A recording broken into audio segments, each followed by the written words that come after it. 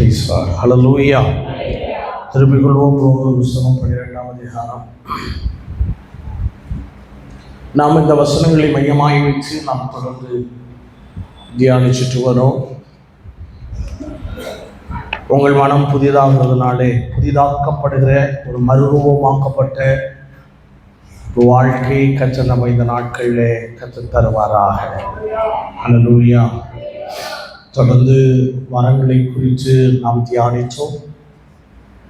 தொடர்ந்து ஊழியர்களை குறித்து நாம் தியானித்து கொண்டிருக்கிறோம்.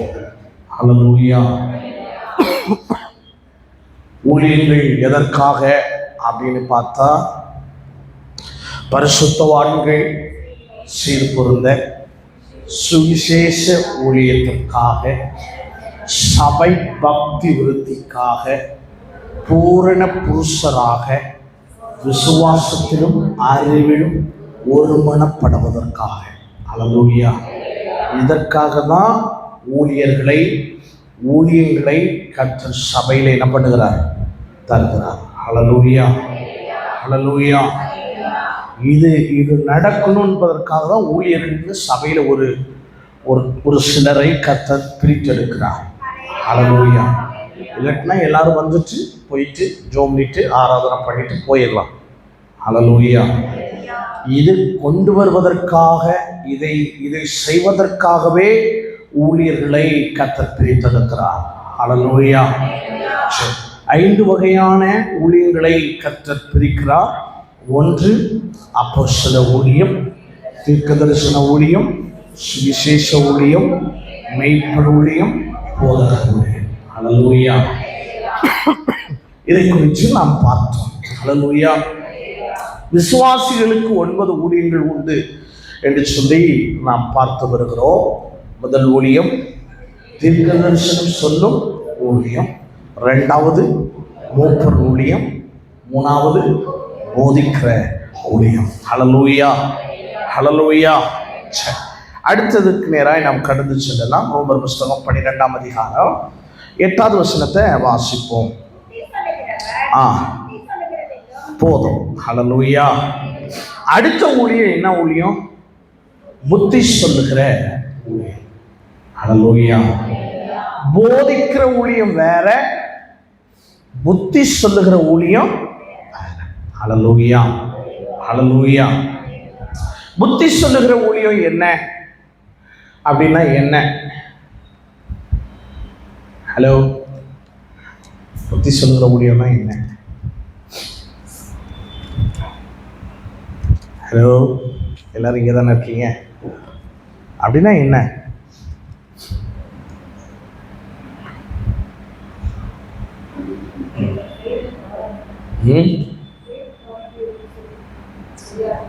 தெரியாததுன்னு சொல்லி தரணுமா? போய் தவறு செய்கிறவங்கள சொல்லி கொடுக்கறது. சரி. புத்தி சொல்லுகிற ஊழியம்னா என்ன அப்படின்றது தெரிந்து கொள்ள கர்த்தர் நமக்கு உதவி செய்வாராக. மத்தேயு புத்தகம் 8ஆம் அதிகாரம் 16வது வசனம்.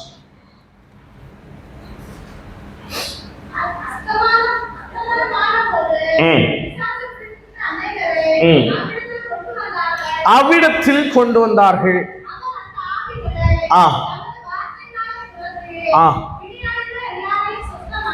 ஹல்லேலூயா.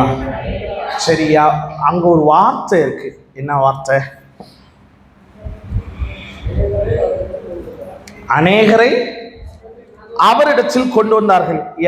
அநேகர் அவர்கள் யார்?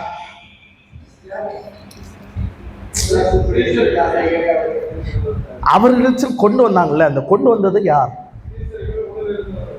சீசர்களா?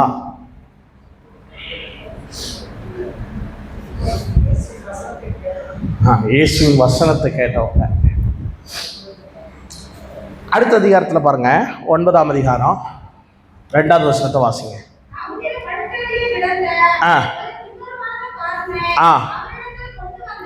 அவரிடத்தில் கொண்டு வந்தார்கள். யாரு?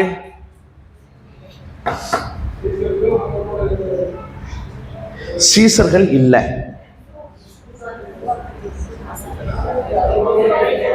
சீசர்கள் அல்ல, சீசர்கள் மட்டும் கிடையாது, விசுவாசிக்கிறவர்களும் அல்ல.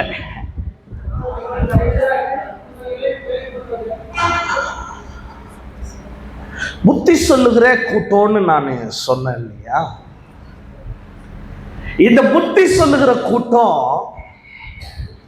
இது வேற எதையும் எதிர்பார்க்க, வேற எதையும், தன்னுடைய பெயர், தன்னுடைய புகழ், நான் கூட்டிட்டு வந்தேன் அப்படின்னு எதையும் சொல்லார்.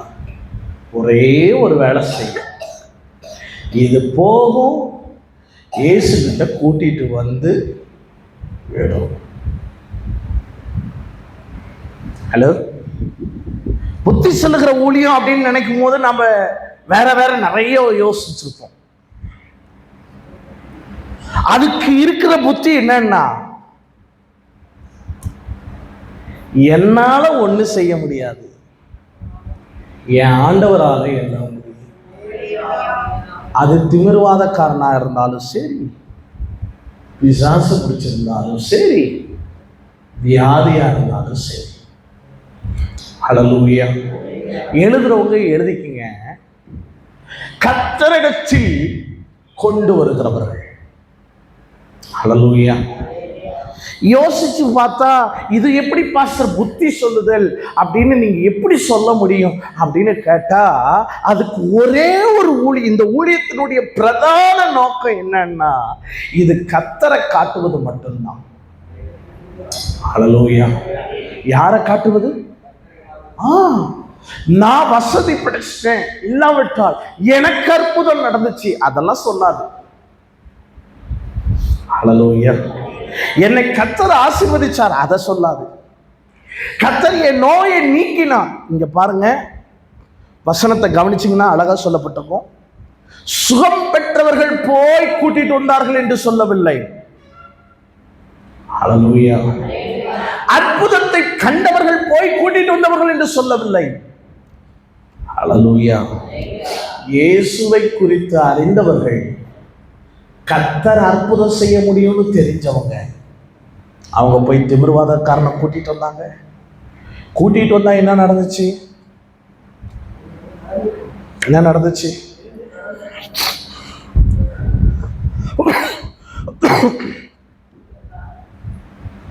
திமிர்வாதக்காரனுடைய விசுவாசத்தை பார்க்கல.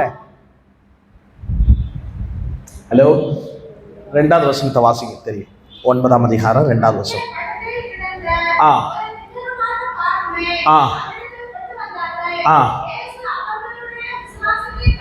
யாரு? வார்த்தை ரொம்ப முக்கியம் இல்ல?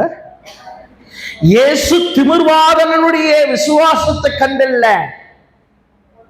அந்த 4 பேர் கொண்டு வந்தாங்க பாருங்க, அவர்களுடைய விசுவாசத்தை கண்டு. ஹல்லேலூயா. ஹல்லேலூயா. நாம செய்யற ஊழியம் நம்மளை கனப்படுத்தல்ல, கர்த்தரை கனப்படுத்து. ஹல்லேலூயா. இவங்க வேற எந்த வேலையும் செய்ய மாட்டாங்க, இயேசு கிட்ட கொண்டு வந்து விடுவாங்க,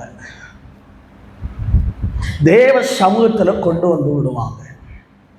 இது மட்டும்தான் அவர்களுடைய வேலை.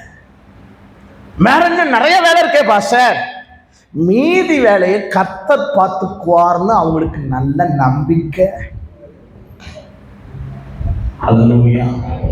2வது புத்தி சொல்லுதல் ஊழியம் அப்படின்னா என்ன அப்படின்னு பார்த்தீங்கன்னா, எபேசியரின் புஸ்தகம் 5ஆம் அதிகாரம் 18-19.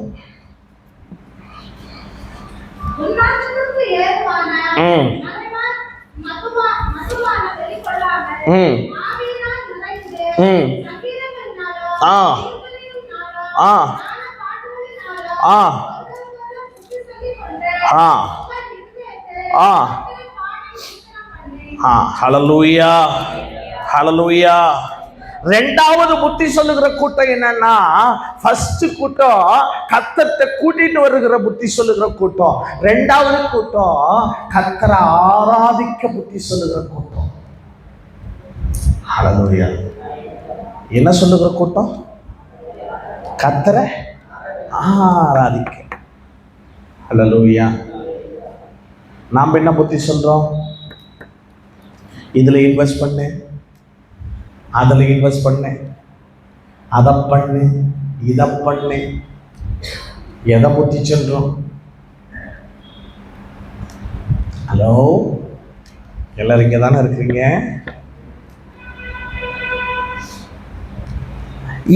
எதை குறித்து புத்தி சொல்றோம்?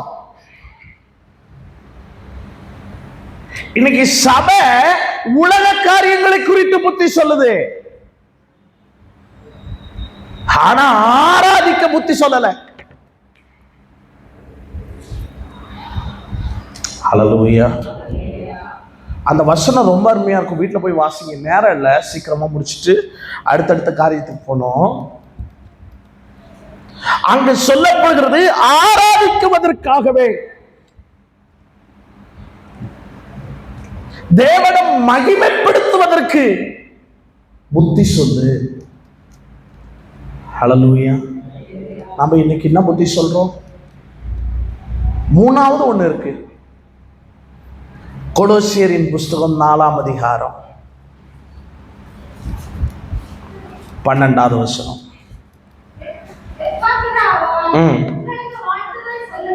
ஆ ஆ ஆ ஆ ஆ ஆ ஆ. ஹலோ, தேவனிடத்தில் திருப்புகிற புத்தி சொல்லுகிற கூட்டம். கத்தட்டவா, ஆண்டவட்டவா, ஏசுகிட்டவா, அவ்வளவுதான் வேலை. இரண்டாவது ஆராதனை பண்ணு என்று புத்தி சொல்லுகிற கூட்டம். மூணாவது ஜெபத்துல போராடி புத்தி சொல்லுகிற கூட்டம். ஹல்லேலூயா. இந்த எப்பாப்ராவை குறித்து நம்ம வருகிற நாட்கள்ல தியானிக்க ஆண்டவர் நமக்கு உதவி செய்வாராக.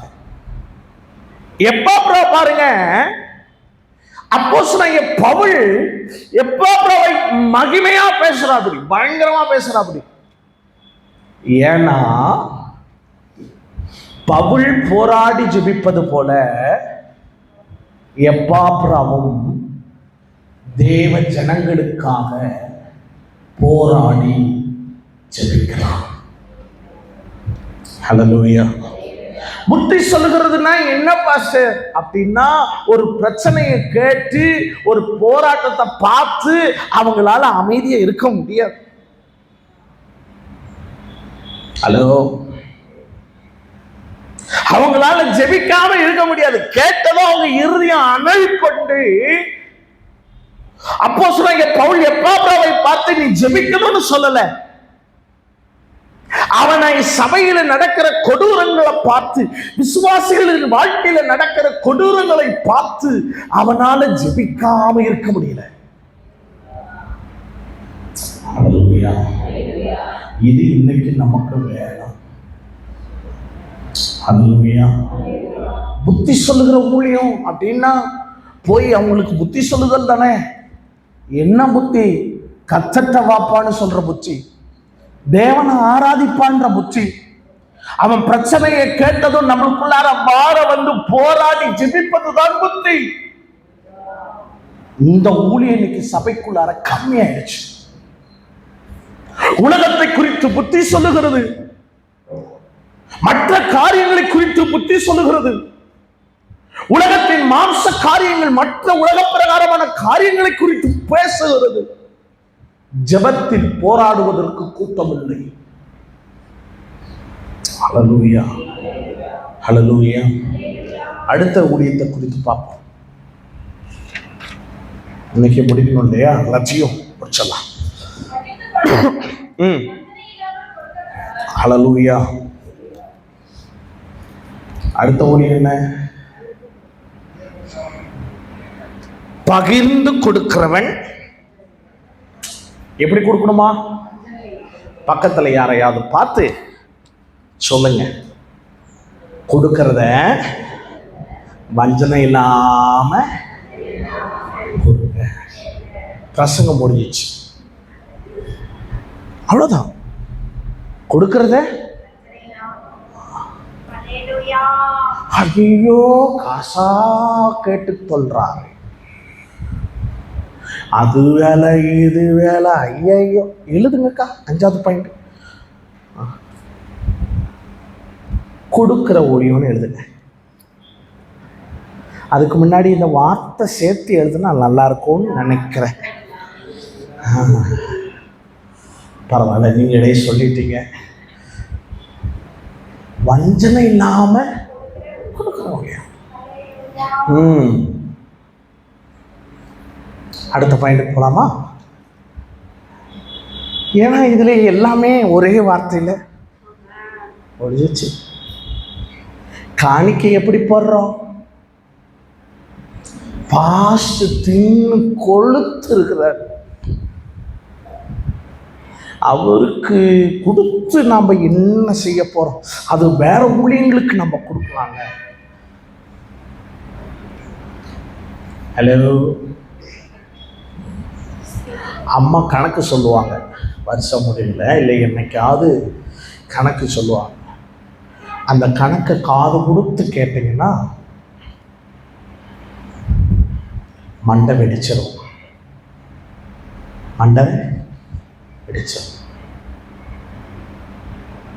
போன வருஷம் உபவாச ஜபத்திலையும் சொல்ல, இப்பயும் சொல்றேன். கரண்ட் பில்லு சர்ச்சைக்கு 12,000 13,000.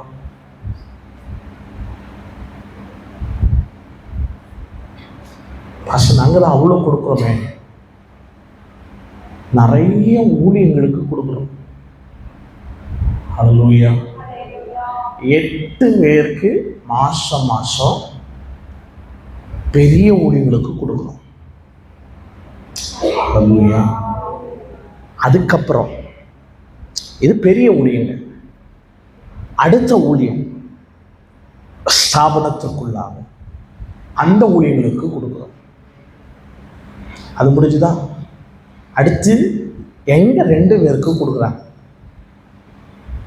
அது முடிஞ்சுதான். அதோட முடியறதுல இல்லை. அடுத்து வருகிற ஏழை ஊழியர்களுக்கு கொடுக்குறோம். ஹல்லேலூயா. அதற்கு மேல இருக்கிற அந்த 8 ஊழியர்கள் சொன்னல, அவங்களுக்கு உடம்பு முடியலைன்னா, எதையாவது அர்ஜென்ட்னா, அதுக்கும் எங்களுடையத குறைச்சி அதுக்கு கொடுக்குறோம். ஹல்லேலூயா. ஆனா ஒன்று சொல்றேன், நாங்கள் கொடுக்க கர்த்தர் எங்களுக்கு ஒரு குறை இல்லாம நிறைவான. அம்மா கோபப்படுவாங்க, பயங்கரமா கோபப்படுவாங்க.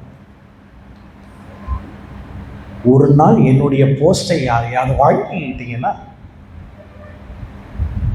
எங்க அம்மா எப்படி கோபப்படுவாங்கன்னு தெரியும். ஏன் கேட்குறேன், ஏன் சொல்றேன் அப்படின்னா,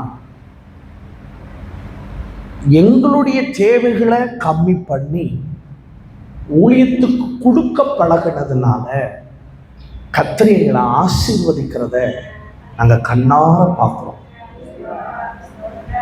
எப்பயும் சரி, அந்த காணிக்க போடும்போது வஞ்சனை இல்லாமல் போடுங்க.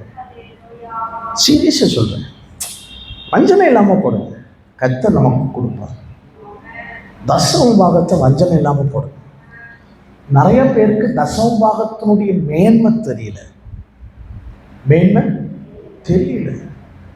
நீங்கள் ஃபஸ்ட்டு மாதம் கொடுக்கும்போது என்னமோ மாதிரி இருக்கும்.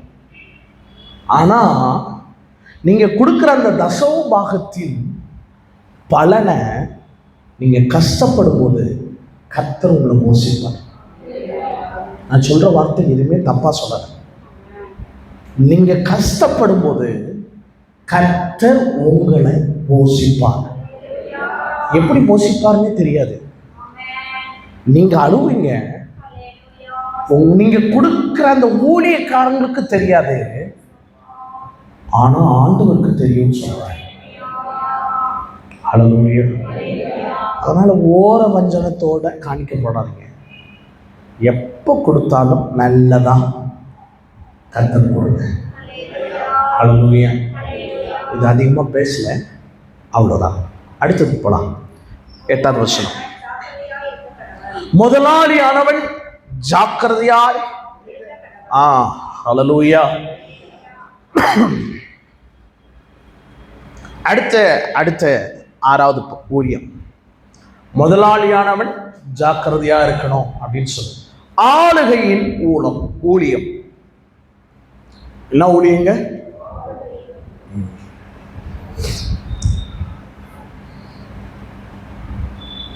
ஆளுகையின் ஊழியம்.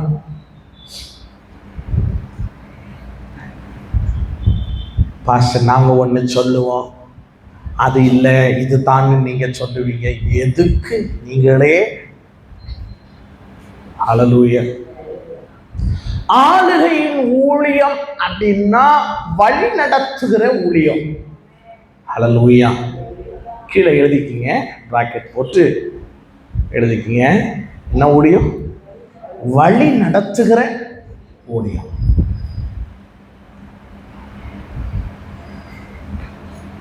இந்த ஒரே வார்த்தையில எல்லாமே முடிஞ்சிச்சு. நாம எப்படி வழி நடத்துறோம்?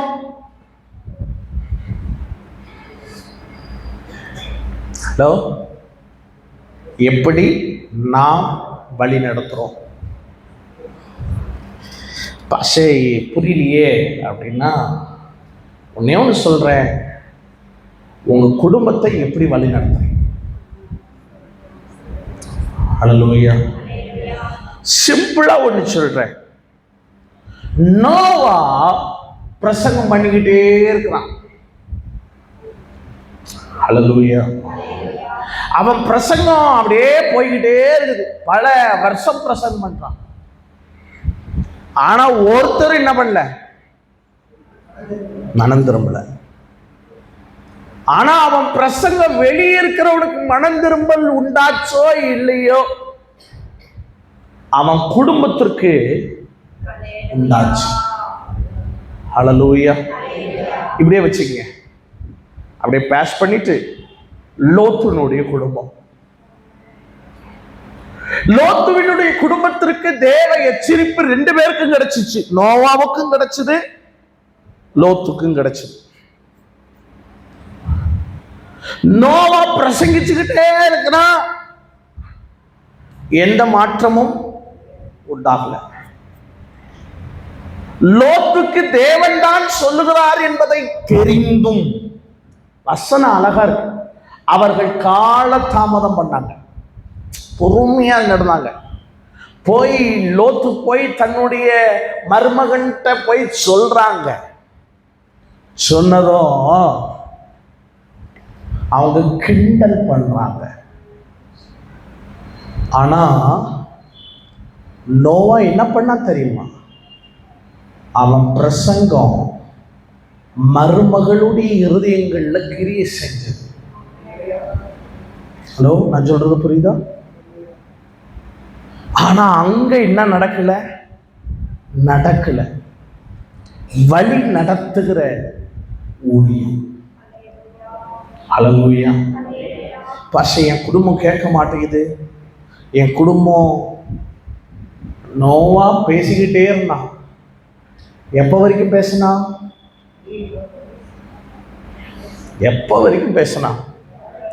கப்பல் ஏறுற வரைக்கும் பேசிக்கிட்டே இருந்தான். கப்பல் ஏறுறதுக்கு முன்னாடி மேகம் கருத்திருக்கலாம், கருக்காமலியும் இருந்திருக்கலாம். ஆனா கர்த்தர் மேல ஏறி உள்ளார ஏற்றி பூட்டுற வரைக்கும் அவன் வாய் சும்மா இல்ல, பேசிக்கிட்டே இருக்குது. ஹல்லேலூயா.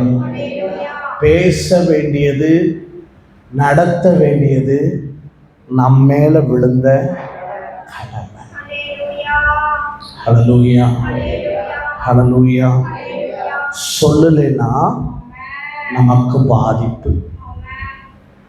இதை ஒரே வார்த்தையில சொல்லி முடிக்கிறேன். காயினாவே ஆண்டவர் கேட்கும் போது சொல்றார், என் சகோதரனுக்கு நான் காவலாளியோ. கர்த்தர் உங்கள் குடும்பத்திற்கு நீங்கள் தான் காவலாளி. ஹல்லேலூயா. சபையில கர்த்தர் உங்களை இந்த போஸ்ட்ல வச்சிருக்கிறாருன்னா, அந்த போஸ்ட்ல வழி நடத்துகிற போஸ்ட்ல கர்த்தர் உங்களை வச்சிருக்கிறாருன்னா, அதிக ஜாக்கிரதையாய் மக்களை வழி நடத்துங்க. ஹல்லேலூயா, ஹல்லேலூயா. இது பாருங்க, இது பெரிய பிரசங்கம், ஆனால் சீக்கிரமா சொல்லிட்டு போறேன். மோசே கிட்ட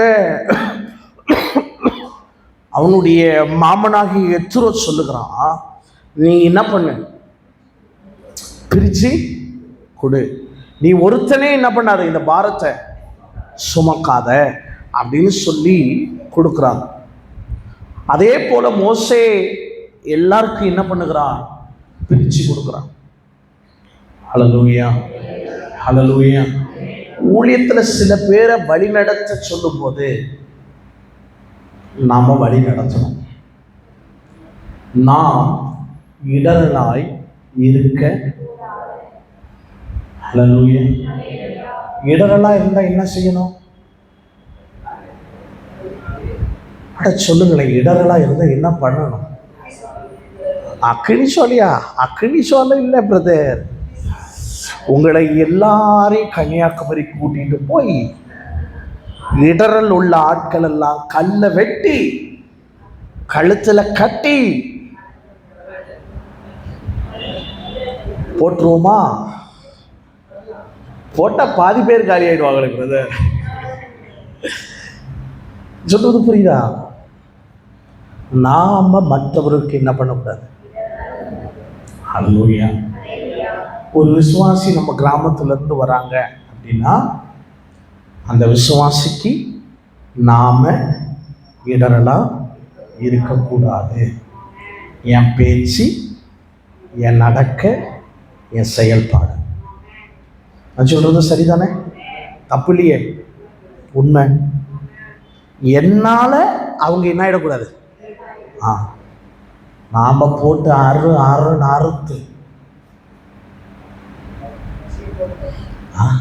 சீப்போன்னு ஆயிடுமா? அப்படி ஆயிடக்கூடாது. நான் சொல்றது புரியுதா? கர்த்தர் நம்மளை வழி நடத்த வச்சிருக்கிறார்னா அழகா மக்களை நடத்துங்க. ஹல்லேலூயா. அவங்கள நாம சொல்லலாம், நம்ம கடிந்து கொண்டு புத்தி சொல்லணும் தானே பாஸ்டர். ரைட், உண்மைதான், தப்பெல்லாம் இல்லை. ஹல்லேலூயா.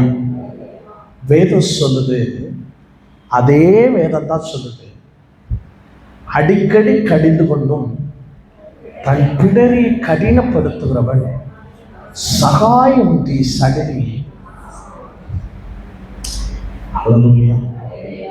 சொல்ல வேண்டிய விதங்கள்ல பொறுமையா சொல்லணும். ஹல்லேலூயா.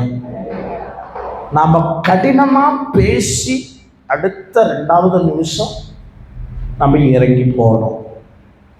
ஹல்லேலூயா. எனக்கும் எங்கள் அப்பாவுக்கும் உள்ள வித்தியாசம் அதுதான். போட்டு மறுக்குன்னு மறுக்குவார். மறுக்கி முடிச்சுட்டு கீழே போய் சகோதரான்றுவார். நான் போய் இப்போ முட்டாய்க்காரன் என்ன இருக்காருன்னு வச்சுப்பேன். நான் போய் சகோதரான்னு போய் என் வயசுக்கு, புரியுதா? ஆனால் எல்லாரும் எதை எதிர்பார்க்குறாங்க? நியாயமான பேச்சு தானே. ஒரு தலைமை கீழே வளர்ந்து உருவாக்கப்பட்டு மேலே வந்து முதல்ல செம்ம டென்ஷன் ஆவேன். அப்படியே பயங்கர அப்படியே வெடிப்பேன். என்ன நம்மளை பார்த்து நான் அவங்கக்கிட்டெல்லாம் வெடிக்க மாட்டேன். வீட்டில் போய் உட்காந்து நானாக வெடித்து செதறுவேன். நான் போக போக புரிஞ்சுக்கிட்டேன். என்ன புரிஞ்சுக்கிட்டேன்? என் வயசு கேப்பு நிறைய இருக்கு. ஆனால் ஒன்று செய்யணும்னு எனக்குள்ளார விருப்பம். சொல்ல வேண்டியதை சொல்லும் விதத்தை சொல்லணும். ஹல்லேலூயா. என் பிரசங்கத்தை நான் மாற்றிக்கிட்டே வரேன். ஹல்லேலூயா. ஃபஸ்ட் 10 பிரசங்கத்தை எடுத்து நான் இப்பையும் நோட்டை திறந்து பார்ப்பேன். சீ, இவ்வளோ மோசமாக பேசியிருக்கிறப்பாரு, இப்படியா பேசுறது, மக்களை போட்டு இப்படியா பேசுறது அப்படின்னு இப்போ வரைக்கும் யோசிப்பேன். அதெல்லாம் அருங்காட்சியகத்தில் வைக்கணும். எதை? என் 10 பிரசங்கம்லாம் ஏன் சொல்ல வரேன்னு வச்சுங்களேன், வழி நடத்துகிறவர்களுக்குள்ளார முதல்ல நாம மாறணும். அல்லேலூயா வர மாட்டேங்கிறார். முதல்ல மாறு மாறு மாறுன்னா அது மாறாது. மாற வேண்டியது குட்டி நாய் கொண்டு வந்து வீட்டில் வளர்த்துங்க. முதல் நாள் ராத்திரி சின்ன கயிறை போட்டு வெளியே கட்டி போடுறீங்க. அது என்ன பண்ண தெரியுமா? கத்தி கத்தி கத்தி கடைசியா அதுவும் தூங்கும், நாமும் 2வது நாள் கத்தும், 3வது நாள் கத்தும், 5வது நாள் ஒரு முடிவுக்கு வரும். இனி கத்தி. அதனால திருந்துவது முதல்ல நாம. ஹல்லேலூயா. வழி நடத்துகிற நமக்கிட்ட மாற்றம் இருக்கணும். காலையில் ஜெபத்துக்கு வா அப்படின்னு நான் சொன்னேன்னா நானும் வரணும். ஆமாம் தானே? வரேன், முடியாத நாளில் விடுறேன், திரும்ப வரேன். ஹலோ, சொல்கிறது சரிதானே? அப்போ அப்போ அப்போ இதை நான் தைரியமாக எங்கே நின்று பேசுகிறோம்? ஆமாம் தானே? அதனால தான் தைரியமாக பேச முடியுது எங்கள் 3 பேர்த்தால்.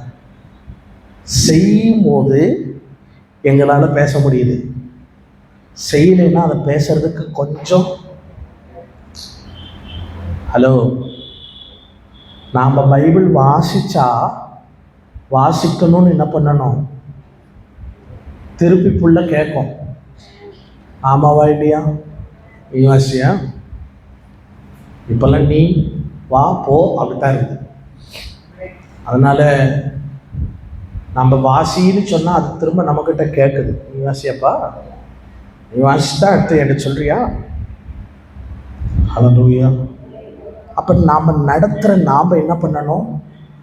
மாறணும். ஹல்லேலூயா ஹல்லேலூயா.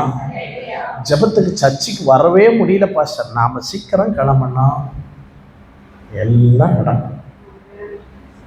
நடக்குமா நடக்காதா? பழமொழி ஒன்று சொல்லியிருக்குது, மனம் இருந்தா அவ்வளோதான். இந்த பாயிண்ட் முடிஞ்சுது, அடுத்த பாயிண்ட்டுக்கு போவோம். 8 7 இரக்கம் செய்கிறவன். அடுத்த ஊழியம் என்ன ஊழியம்? இரக்கம் செய்கிற ஊழியம். ஹல்லேலூயா.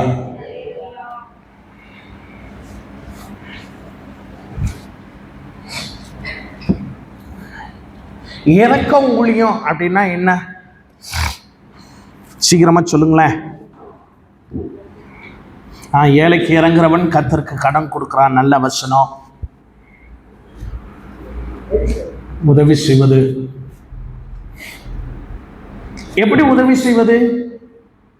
எப்படி ஏழைகளுக்கு கடன் கொடுப்பது? வேணும்ன்றப்ப செய்யணும். சரி, 1 கொரிந்தியரின் புஸ்தகம் 13ஆம் அதிகாரம் 3வது வசனம். ஆ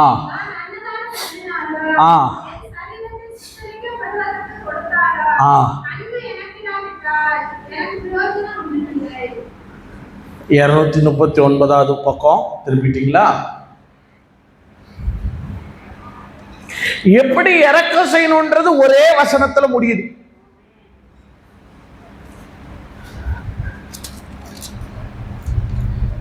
எனக்கு உண்டான எல்லாவற்றையும் நான் என்ன பண்ணாலும், அன்னதானம் பண்ணினாலும், என் சரீரத்தை சுட்டெரிக்க கொடுத்தாலும், அன்பு எனக்கு இராவிட்டா எனக்கு ஒரு பிரயோஜனமும். இறக்க செய்கிற ஊழியம் என்ன ஊழியம்னா, அன்போடு செய்கிற ஊழியம். ஹல்லேலூயா. ஆள்கள் பார்க்கிற போது செய்யறதல்ல. ஹல்லேலூயா, ஹல்லேலூயா. சில ஊழியர்கள் நம்ம செய்யறது இல்லை. எப்படி செய்யறது இல்லைன்னா, அன்போடு இரக்கம் செய்யறது. ஹல்லேலூயா. அன்பு தேவைப்படுது. ஹல்லேலூயா. அன்போடு செய்கிற அந்த இரக்கத்தின் ஊழியத்துல வேல்யூ இருக்குன்னு சொல்றேன். ஹல்லேலூயா. அன்னை தெரசா ஒரு மனிதனிடத்துல பணம் கேட்க போனாங்க.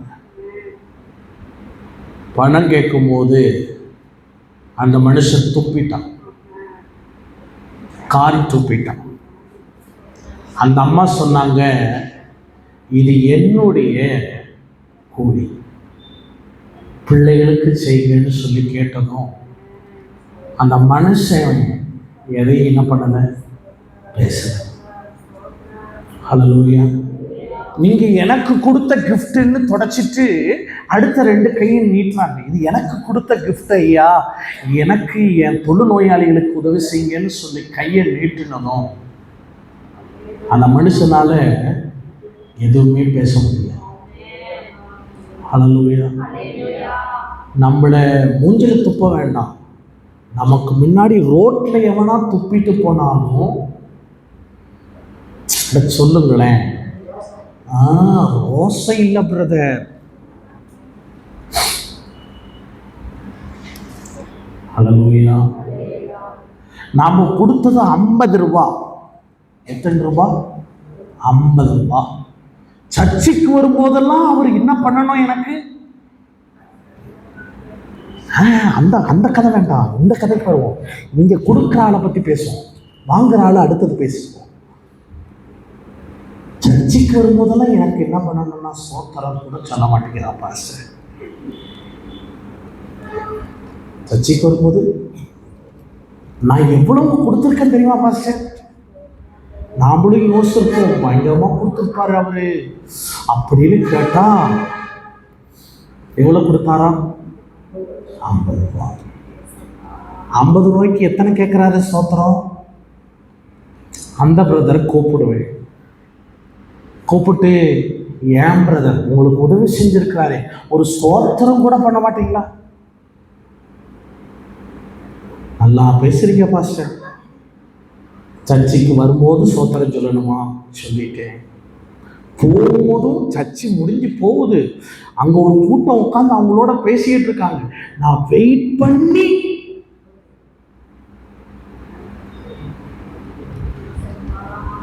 நான் அப்படி சோத்திரம் சொல்லிட்டு நான் கிளம்புனா என்ன அவ்வளவு?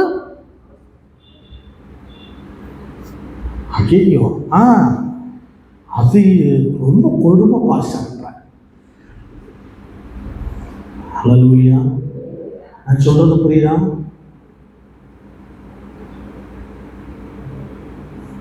நான் எவ்வளவு அன்னதானம் பண்ணால், எவ்வளவு சரீரத்தை சுத்தரிக்க கொடுத்தால், அன்பு எனக்கு இதாவிட்டால், இரக்கம் செய்கிற ஊழியம் டோட்டலா வேஸ்ட்.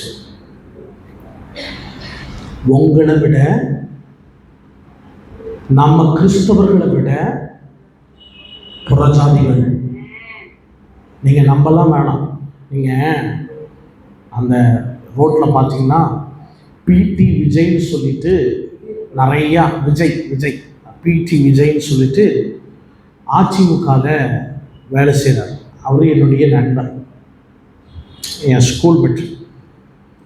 அவரு எல்லா இடத்துலையும் போஸ்ட் ஒட்டியிருப்பார். அதிமுக அம்மா ஆட்சி அப்படின்னு போட்டு தட்டி அங்கங்கே ஒட்டி வச்சிருப்பார். அம்மாவுக்கு பிறந்த நாள் வாழ்த்து, போஸ்ட் அடிப்பார், எல்லாத்துக்கும் செலவு செய்வார். அந்த மனுஷனை நான் திடீர்னு ஒரு நாள் ஆஃபனேஜுக்கு அவங்க ஆன்டிக்கு உடம்பு இல்லைன்னு சொல்லி ஜோமில் போயிருந்த போது அங்கே நின்றுட்டு இருந்தான். என்ன விஜய், என்ன பிரச்சனை இங்கே நிற்கிறேன் அப்படின்னு. ஒன்றும் இல்லை ஃபாதர், பிள்ளைங்களுக்கு சாப்பாடு போட்டு போகலான்னு வந்தேன். அடுத்த வார்த்தை சொன்னேன் என்னை ரொம்ப அதிகமாக கவர்ந்தது. எங்கள் அப்பா இறந்த நாள், நான் வருஷம் எங்கள் அப்பா இறந்த நாளுக்கும் பிறந்த நாளுக்கும் நான் செய்வேன். எப்படி நிற்கிறான் தெரியுமா? சாப்பாடு கொடுக்கும்போது கை கட்டி பயபக்தியா. அவன் அடுத்த வார்த்தை சொன்னான் பாருங்க, ஒரு ப்ரேயர் பண்ணிட்டு கொடுக்கலான்னு இருக்க சாதனம் தான். அவங்களுடைய அன்பு நம்ம அன்பு எப்படி இருக்கு? எப்படி இருக்கு? நம்ம நேசிக்கிறோமா? எப்படி? ஆனால் நம்ம என்ன சொல்கிறோம்? நம்ம பரலோகவாசின்னு சொல்கிறோம், ஆவிக்குரிய கூட்டம்னு சொல்கிறோம், அபிஷேகம் பெற்ற கூட்டம்னு சொல்கிறோம். ஆனால் நம்மக்கிட்ட இல்லையே. ஆமாம் தானே? நமக்குள்ளார அது வரணுங்கிறது. அது இருந்ததுன்னு வச்சுங்களேன். நான் 9 ஊழியத்தை சொல்ல போகிறேன். அதில் 1, 2, 3ன்னு சொல்லி கடைசியாக உங்களுக்கு கோடிட்டு காட்டிட்டு சொல்ல போகிறேன். அதில் பிரதானமான ஊழியம் எது தெரியுமா? இந்த இறக்க ஊழியம். ஹல்லேலூயா. ஒரு சேரை விட்டு கொடுக்கறது கூட இன்னைக்கு நிறைய விசுவாசிக்கு மனம். என்னதுங்க? சேரை, உட்கார்ற சேரை விட்டு கொடுக்கறது கூட என்ன இல்லை?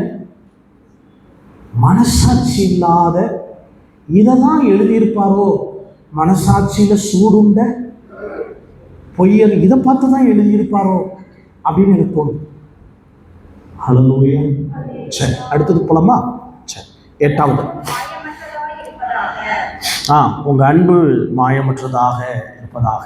சரி, அடுத்து 8வது ஊழியத்துக்கு நிறைய போகலாம். வாங்க, யாக்கோபின் புஸ்தகம் 5ஆம் அதிகாரம்.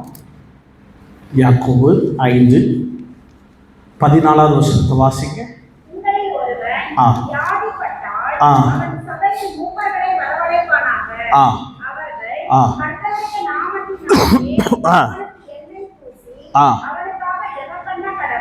ஹல்லேலூயா.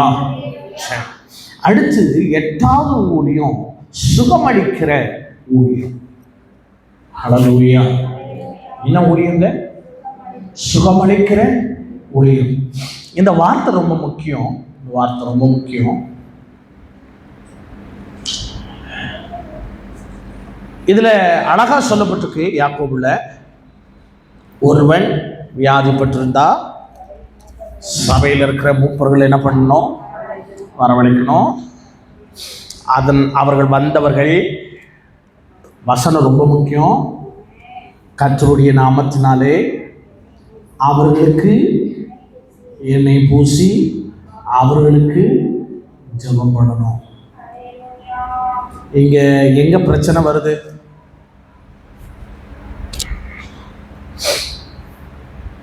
எங்க பிரச்சனை வருது? சபைக்குள்ளாரே எங்க பிரச்சனை வருது?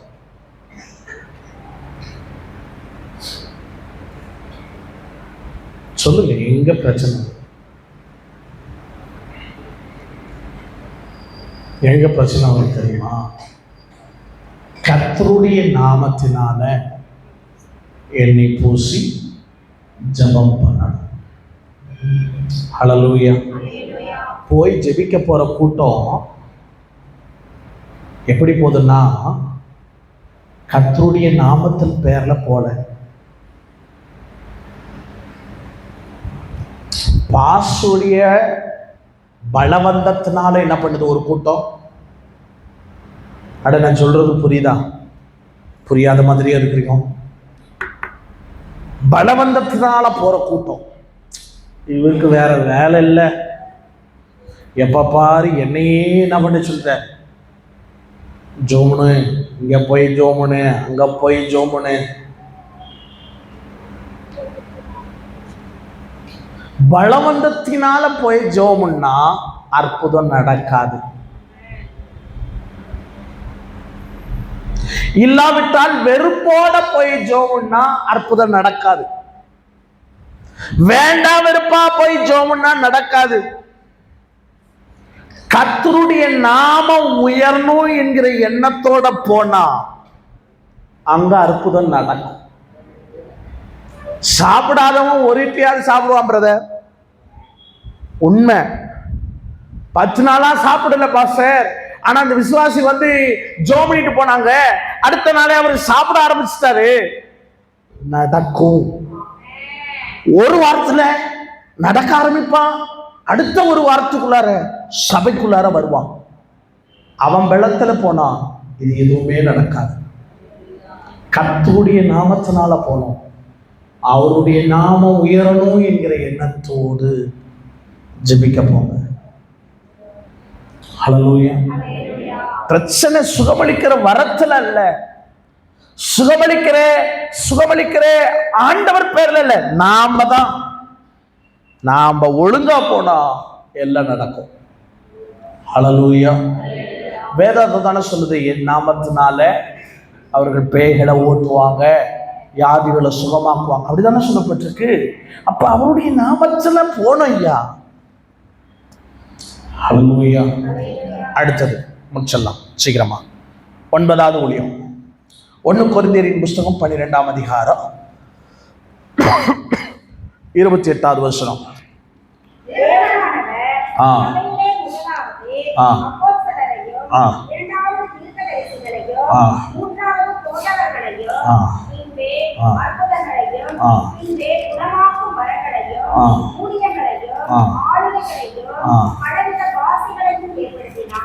ஹல்லேலூயா. ஹல்லேலூயா. அடுத்தது வார்த்தைகளின் வியாக்கியானம். இது ஒரு ஊழியம். ஹல்லேலூயா. என்ன சொன்ன? வார்த்தைகளின் வியாக்கியானம் என்கிற ஊழியம்.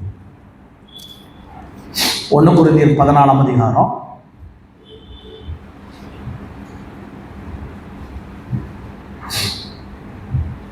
4வது வசனத்தை மேல் பகுதியை மட்டும் வாசிங்க. ஹல்லேலூயா. ஹல்லேலூயா. அப்ப இது 13 இந்த 12ஆம் அதிகாரம் 14ஆம் அதிகாரம் வீட்டில் போய் வாசிங்க, உங்களுக்கு ஹோம்வொர்க்கு. அந்நிய பாஷையின் வியாக்கியான ஊழியம் இது ரொம்ப சபைக்கு தேவை. ஹல்லேலூயா. வியாக்கியானம் பண்ணும்போது அது சபைக்கு என்ன உண்டாகுதுன்னா பக்தி விருத்தி உண்டாகும். ஹல்லேலூயா. ஹல்லேலூயா. இப்ப அந்த பாஷைகளின் நாம வரத்தை குறித்து நம்ம பார்த்தோம். ஆமா தானே? பற்பல பாஷைகளின் வியாக்கியான வரம். இந்த வியாக்கியான வரத்தின் ஊழியத்தை சபை ஊழியருக்கும் கொடுக்கிறார், சபை விசுவாசிகளுக்கும் அதை கொடுக்கிறார். ஹல்லேலூயா. ஹல்லேலூயா. இந்த வியாக்கியான ஊழியம் நமக்குள்ளார பக்தி விருத்தி உண்டாகணும். ஹல்லேலூயா. இப்போ 9 ஊழியங்களையும் ஒரு தடவை பார்த்துட்டு நம்ம அடுத்து ஒரு சின்ன பகுதியை பார்த்து ஜோமி முடிச்சிடலாம். சரியா? 9 ஊழியங்கள் 5 நிமிஷத்துக்கு முன்னாடி முடிக்கணும்.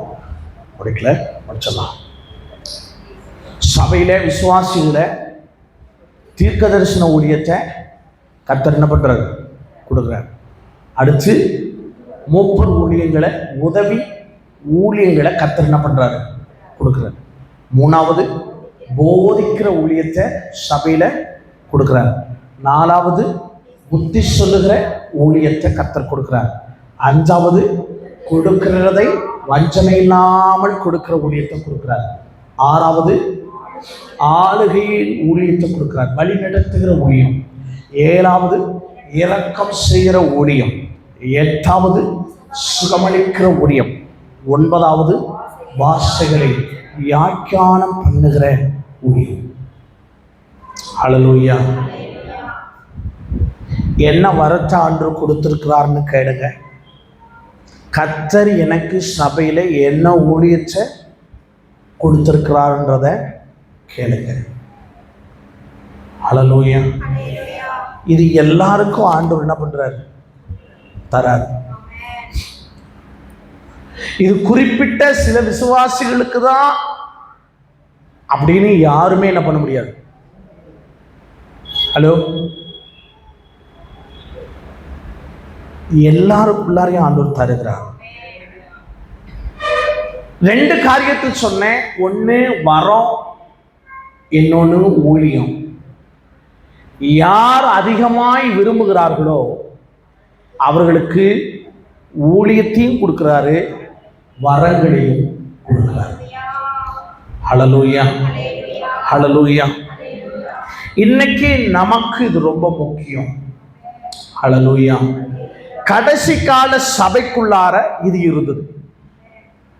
ஹல்லேலூயா. கடைசி கால சபைக்குள்ளார இது இருந்தது. ஆதி சபையில இது இருந்தது. ஆமா தானே? ஆமாவா இல்லையா? முன்னாடி இருந்த ஊழியங்கள் அப்படிதான் இருந்துச்சு. ஒரு 80, 90, 2000 அப்படிதான் இருந்தது. இப்பதான் இதெல்லாம் என்ன ஆயிடுச்சு? சொல்லுங்களேன், கம்மியாயிடுச்சு. தீர்க்க தரிசன ஊழியம் இருந்துச்சு சபைக்குள்ளார, மூப்பர்கள் ஊழியம் இருந்துச்சு, அடுத்து போதிக்கிற ஊழியம் இருந்துச்சு, அடுத்து புத்தி சொல்லுகிற ஊழியம் இருந்துச்சு, அடுத்தது இதெல்லாம் பயங்கரமாக செயல்பட்டது. நான் சொல்கிறேன் இல்லையா, இது எல்லாத்தையும் நான் தியானம் பண்ணும்போது இதெல்லாம் அன்னைக்கு இருந்தது. ஆனால் இன்னைக்கு சபைக்குள்ளே இது கம்மியாகுது. ஹல்லேலூயா.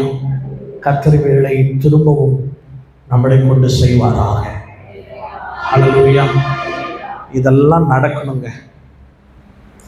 இது அடுத்த காரியத்திற்கு நேராய் நான் சொல்லி ஜெபிக்க விரும்புகிறேன். எழுதிட்டீங்களா?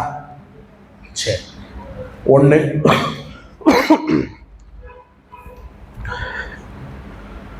வரங்களில் வித்தியாசம் உண்டு. 2, ஊழியங்களில் வித்தியாசம் உண்டு. 3வது, கிரியைகளிலும் வித்தியாசம் உண்டு. ஹல்லேலூயா. கலாத்தியர் புஸ்தகத்துல அங்கு ஒன்று சொல்லப்பட்டிருக்கு, ஆவியின் கனிகள். ஆமாவா இல்லையா?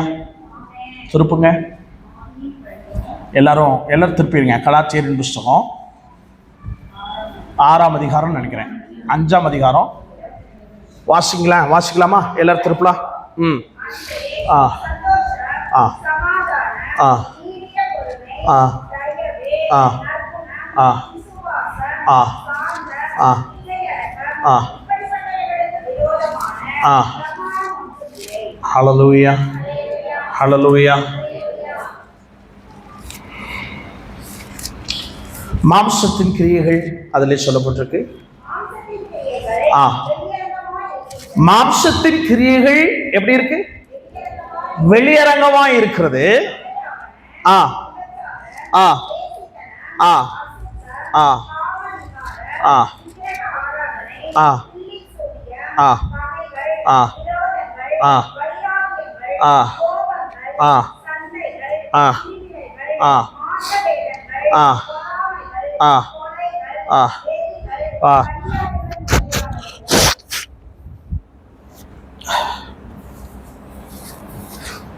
கிரியைகளில் வித்தியாசம் உண்டு. கிரியைகளில் வித்தியாசம் உண்டு. என்ன கிரியை? 1, மாம்சத்தின் கிரியை, இன்னொன்னு ஆவியின் கிரியை. ஹல்லேலூயா, ஹல்லேலூயா. சரி, இதுதான் ஒரு 9 பாயிண்ட் இருக்கு. சீக்கிரமா 2த்தையும் பார்த்து ஜெபித்து கடந்து செல்லலாம். எழுதிக்கங்க. ஆவியின் கிரியை, மாம்சத்தின் கிரியை.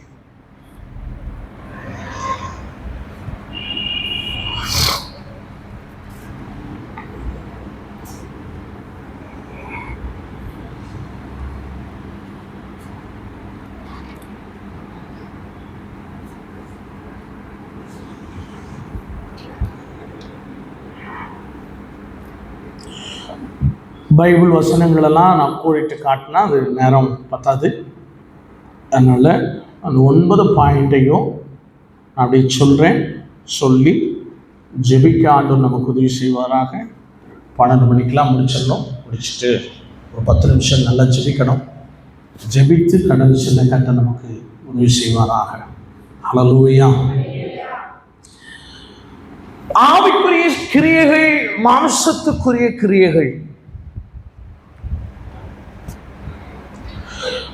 வரங்களை குறித்து பார்த்தோம். 9 வரங்கள் இருக்கு. ஊழியங்களை பார்த்தோம். 9 ஊழியங்கள் இருக்கு. கனிகளையும் பார்த்தா கனிகள் எத்தனை இருக்கு? ஹல்லேலூயா. எல்லாம் அப்படி இருக்கும், செட்டா இருக்கும். 7 அப்படின்னு எடுத்துக்கிட்டீங்கன்னா 7 நிறைய இருக்கும். 3ன்னு எடுத்துக்கிட்டீங்கன்னா அப்படி இருக்கு. 5 அப்படின்னு எடுத்துக்கிட்டா இருக்கு. இப்படி நிறைய வசனங்கள் இருக்கு. இப்போ நாம இந்த ஆவின் கிரியைகளையும் மாம்சத்தின் கிரியைகளையும் கனிகளை குறித்து நாம் தியானிச்சிருக்கிறோம். ஆனால் வேதங்கள்ல இருந்து ஒரு சில காரியங்களுக்கு உங்களுக்கு கோடிட்டு காட்டி நான் ஜெபிக்க விரும்புகிறேன். ஹல்லேலூயா. தேவ வாழ்க்கை, தேவனுடைய வார்த்தைகளை எழுதப்பட்ட விதத்திலே தன்னுடைய வாழ்க்கையும் அமைத்துக் கொள்வார். ஹல்லேலூயா. புரியல, திரும்ப சொல்றேன். வேத வார்த்தையின்படியே தங்கள் வாழ்க்கையை அமைத்துக் கொள்வார்கள். சிம்பிளா சொல்லணும்னா, அப்போஸ்தலனாகிய பவுல் எழுதும் போது எழுதுறாரு, நீங்கள் வாசிக்கப்படும் நிருபங்களால் இருக்கிறீர்கள். ஹல்லேலூயா. என்ன வாசிச்சா எதை வாசிச்ச மாதிரி? ஹலோ, நிருபங்கள். என்ன நிருபங்கள் எழுதினாரு? சபைக்கு எழுதப்பட்ட காரியங்கள் அதெல்லாம் எனக்குள்ளார இருக்கணும். ஹல்லேலூயா. இன்னைக்கு எப்படி இருக்குதுன்னா, ஆவின் கனிகள் தெரியும். ஆவின் கனிகளின் போர்டுகள்ல இருக்கு, டிஜிட்டல் பேனர்ல இருக்கு, போன்ல இருக்கு. ஆனா வாழ்க்கையா மாறல.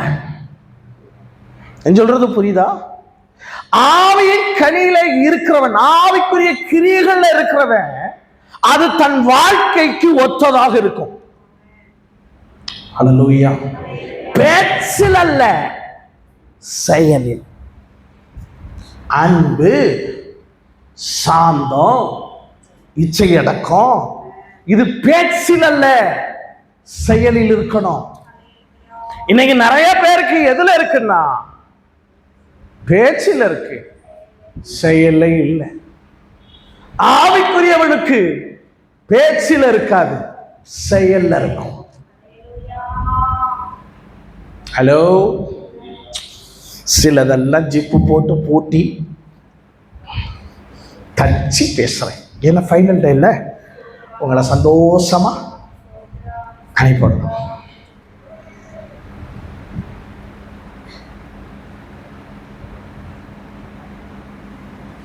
நிறைய விசுவாசிகளுக்குள் மாற்றம் வரல. ஆவியில நிரம்புகிறார்கள், அந்நிய பாஷை பேசுகிறார்கள். பரலோகத்துக்கு போக முடியுமா? ஆண்டவர் சொல்றார், உன்னை அறியே. காரணம் என்னன்னா, பேச்சில தான் இருக்கு, செயல்ல இல்லை. நிறைய பேருடைய வாழ்க்கை அப்படிதான் இருக்கு. சபை வளராததற்கு காரணம், நம்ம குடும்பம் வளர்ச்சி அடையாததற்கு காரணம், நம்ம ஆவிக்குரிய வாழ்க்கை வளர்ச்சி அடையாததற்கு காரணம் பேச்சில் இருக்கிற வரைக்கும் எதுவும் நடக்காது.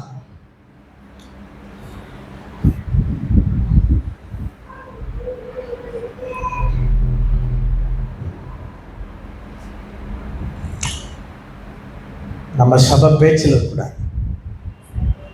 40 நாள் ஜெபம் முடிஞ்சிருக்கு, கொஞ்சமாவது செயல்ல மாற்றம் வரணும். மாற்றம் வராட்டி எந்த எழுப்புதலுக்கும் நாம் தகுதியாக முடியாது. நான் சொல்றதை ஏத்துக்கிறீங்களா?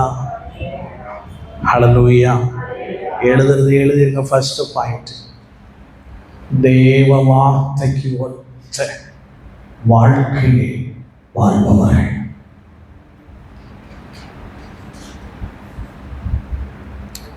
ஏழு உபதேசங்கள் ஞாபகம் இருக்கா?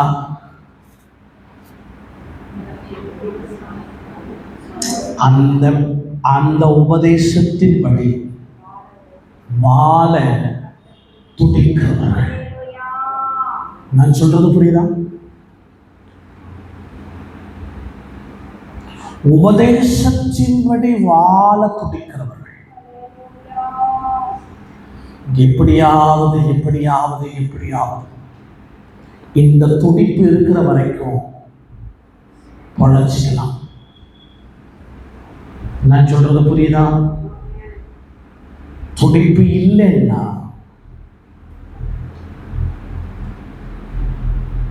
நாமளே வச்சுக்கீங்க.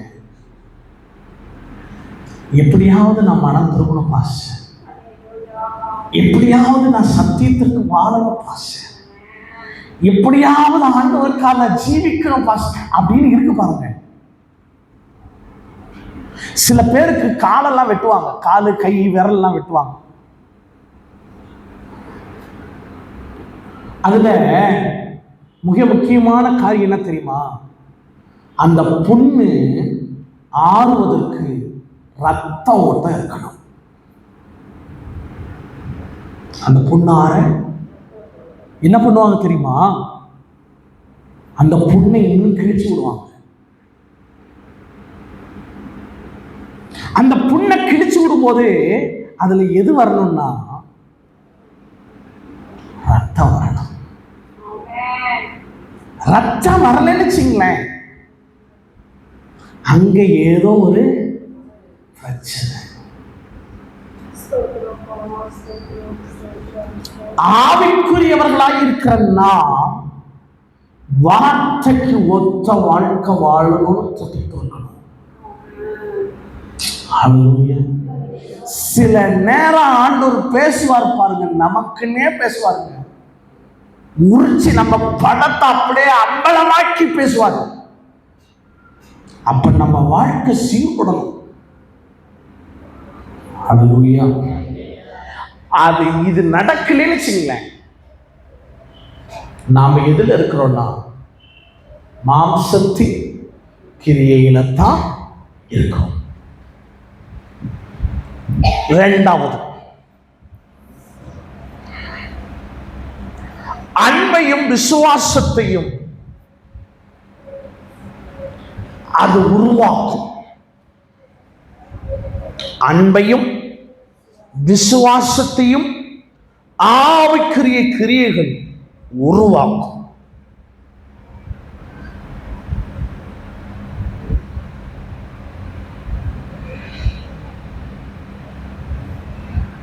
எதன் மேல அன்பு, எதன் மேல விசுவாசம்?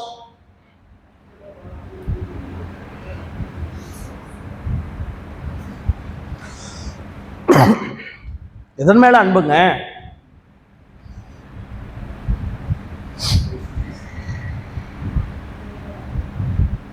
கர்த்தருடைய வார்த்தை மேல விசுவாசம் வரும்.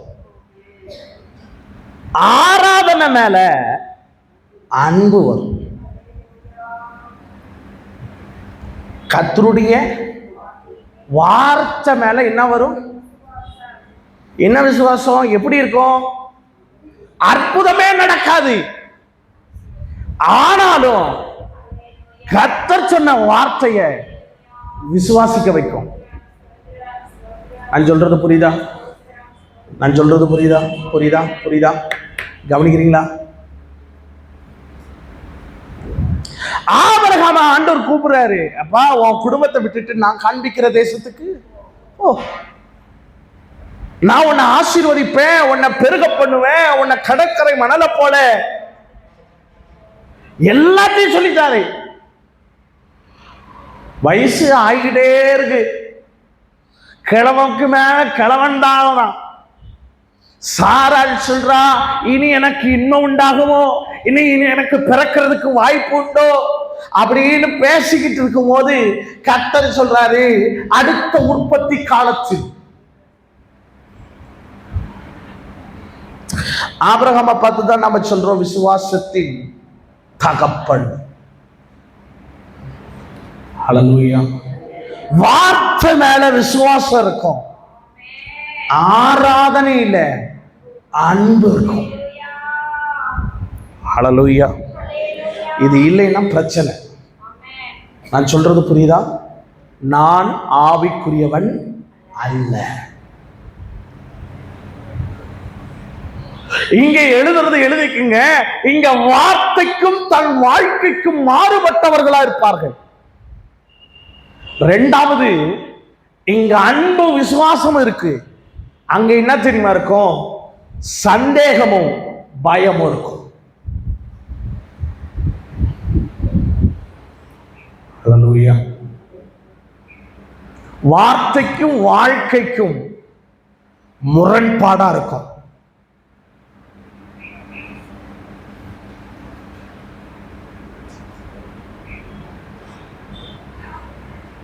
ரெண்டாவது, சந்தேகமும் பயமும் இருக்கும். தேவனுடைய வார்த்தை மேல சந்தேகம் இருக்கும், ஆராதனையில பயம் இருக்கும். ஆராதனையில பயம் இருக்கும். என்னவோ அதுவா இருக்குமோ இதுவா இருக்குமோ. ஆராதனையில பயம் இல்லை, அன்பு இருக்கணும்.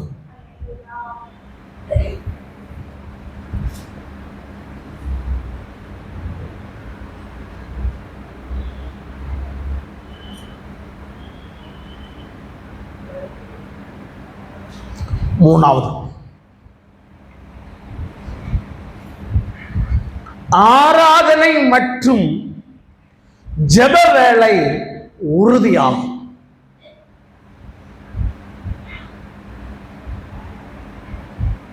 ஆராதனை மற்றும் ஜெப வேளை என்னாகும்? உறுதியாகும்.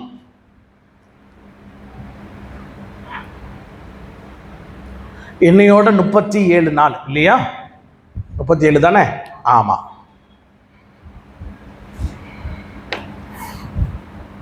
நம்ம ஆராதனையும் ஜெபமும் உறுதியா இருக்கா? கண்ணை மூடுங்க, கண்ணை மூடுங்க. யாரும் கண்ணை தரக்கூடாது. ஆராதனையும் ஜெபமும் இந்த 37 நாள்ல எனக்கு உறுதியாயிருக்குன்னு சொல்றவங்க மட்டும் கையை தூக்குங்க. ஆராதனையும் ஜெபமும். அப்போ ஒரு 10 நிமிஷம் ஜெபம் பண்ணேன், இப்போ 1/4 மணி நேரம் 1/2 மணி நேரம் ஆயிருக்கு. ஆராதனை முன்ன மாதிரி ஆராதிக்கிறது இல்லை, இப்போ நல்லா ஆராதிக்கிறேன் அப்படின்றவங்க மட்டும்தான். நான் சொல்றது உண்மைதானே பிரதர்? நம்மளை நாமளே நிதானித்து ஆராய்ந்து பார்க்கணும்.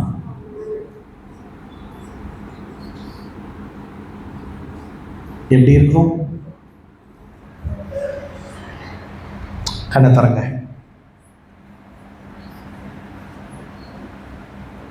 ஆராதனையும் ஜெபமும் அது அதிகமாகிட்டே இருக்கணும்.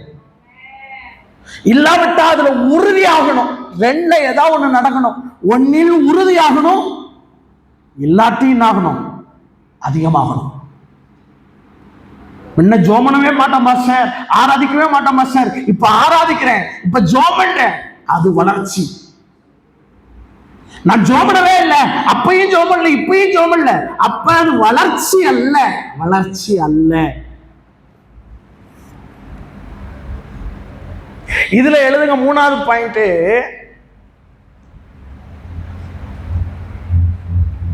தேவனோடு இருக்கிற ஐக்கியமும் நேரமும் குறைவுபட தொடங்கும். தேவனோடு இருக்கிற ஐக்கியமும் நேரமும் குறைவுபட தொடங்கும்.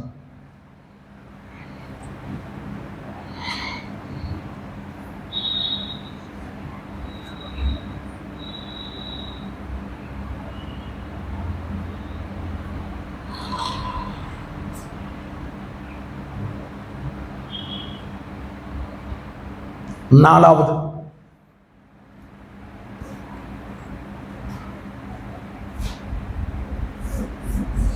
பொறுமையாக இருந்து தங்களை ஸ்திரப்படுத்துவார்கள்.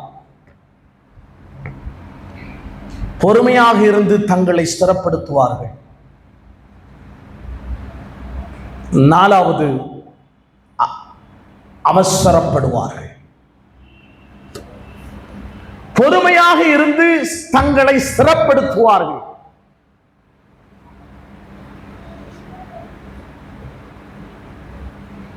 மாம்சத்தின் கிரியையில அவசரப்படுவாங்க.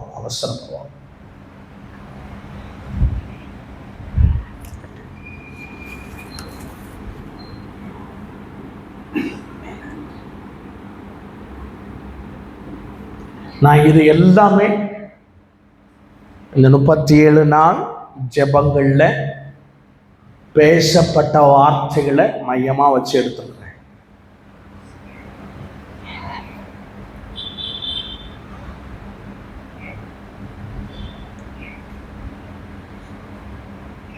ரொம்ப பொறுமையா இருப்பாங்க,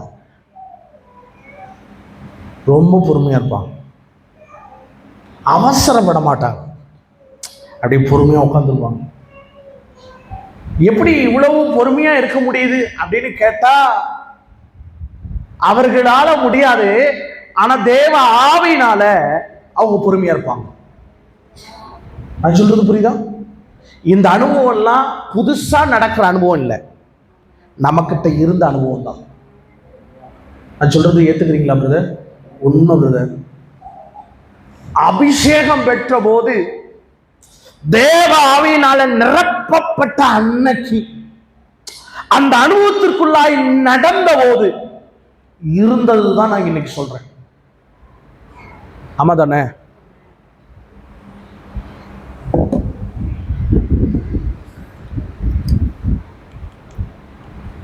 அந்த அபிஷேகத்திற்குள்ளார இருக்கும்போது வார்த்தைக்கு ஒத்த வாழ்க்கையா இருந்துச்சு.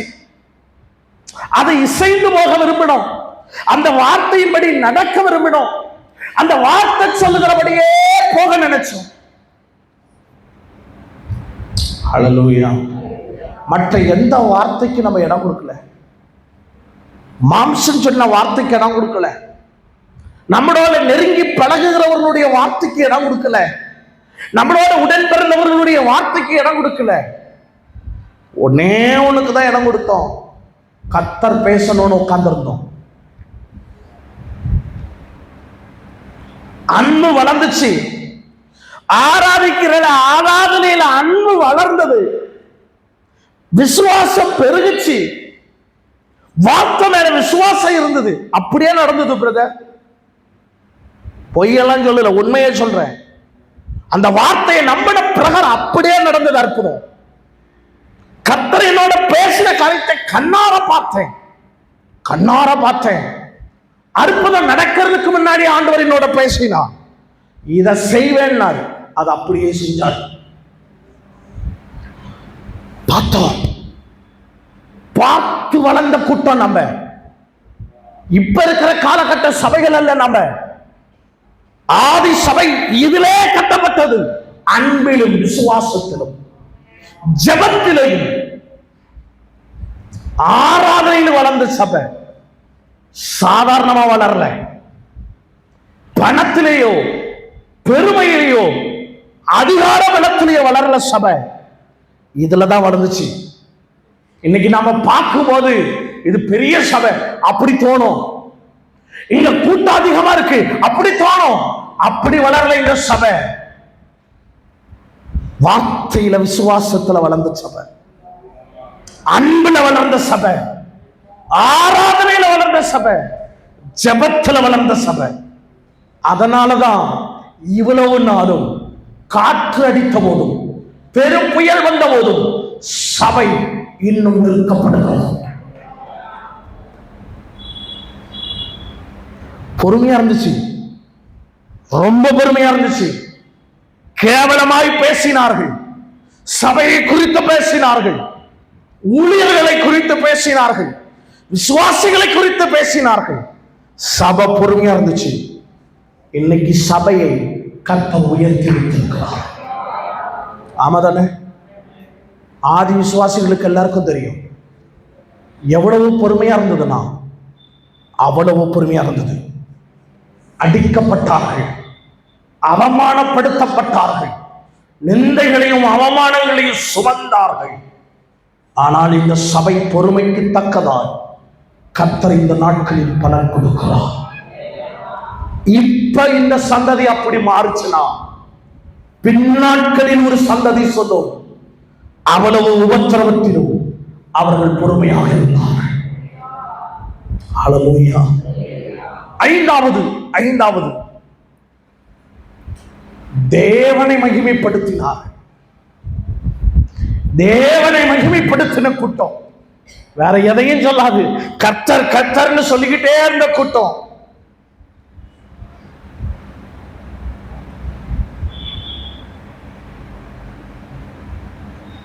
தேவனை மகிமைப்படுத்துகிற கூட்டம். இன்னைக்கு தேவ மகிமைப்படுத்தாமல் சுய மனிதனை மகிமைப்படுத்துகிறார். 5வது சுய மகிமை. சுக மகிமையை தேடுகிறார்கள். நாங்கள் யார் தெரியுமா? அப்படிப்பட்ட பெரிய சபை விசுவாசி. எதற்கு?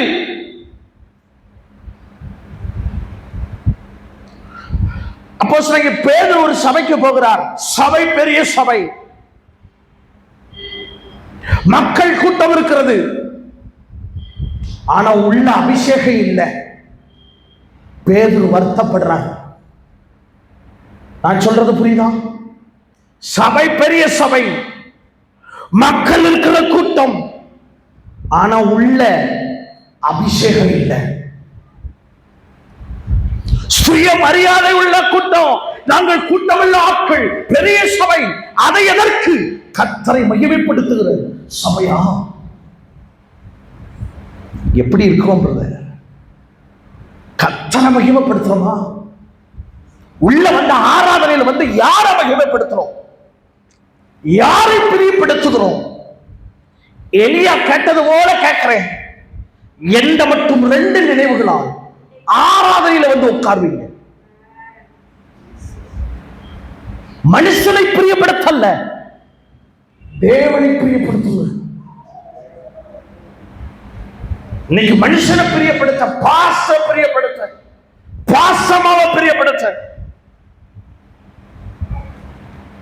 மனுஷன் அல்ல, ஆராதிக்க கர்த்தரை பிரியப்படுத்துங்க. உயிர் கொடுத்த ஆண்டவரை பிரியப்படுத்துங்க. அவரை மகிமைப்படுத்துங்க. அவரை மட்டும் மகிமைப்படுத்துங்க. ஹல்லேலூயா. ஆராதனைக்கு எப்படி தெரியுமா வரணும்? சங்கீதம் 108வது சங்கீதம் 1வது வசனம் வாசிங்க. சங்கீதம் 108:1. சீக்கிரமா, டைம் இல்ல, சீக்கிரமா வாசிங்க. எப்படி வரணுமா? என் இருதயம் ஆயத்தத்தோட வரணும். எதுக்கு? தேவனை துதிக்கிறதுக்கு, பாடி கீர்த்தனம் பண்ணுவதற்கு என் இருதயம் ஆயத்தமா வரணும். உள்ளார ஆயத்தத்தோட உள்ள வரணும். அப்படியே வந்துடக்கூடாது. தேவனை பாடணும், என்கிற மகிமைப்படுத்தணும், நான் கர்த்தரை உயர்த்தணும், என் வாயால ஆண்டவரை மகிமைப்படுத்தணும். ஹல்லேலூயா. இன்னைக்கு நம்ம இருதயம் எது காயத்தமா இருக்கு? தேவனை மகிமைப்படுத்துவா, நம்மளை மகிமைப்படுத்தவா? எதற்காக வாழுகிறோம்? எழுதும்போது எழுதுகிறார், நான் பிரயாசப்பட்டதும் நான் ஓடினதும் வீணாகாதபடிக்கு. நான் பிரயாசப்பட்டதும் நான் ஓடினது வீணாயிடக்கூடாது. இத்தனை ஆண்டுகள் ஆண்டவருக்காக ஓடின ஓட்டம் வீணாயிடக்கூடாது, வீணாயிடக்கூடாது. அதிக ஜாக்கிரதையோடு இருக்க கர்த்தர் உதவி செய்வாராம். ஆறாவது, சபை பக்தி விருத்தி உண்டாகும்.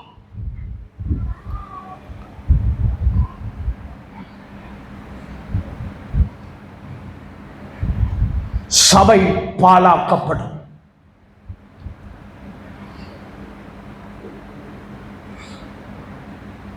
சபைனா புரியுதில்ல? நீங்களே தேவனுடைய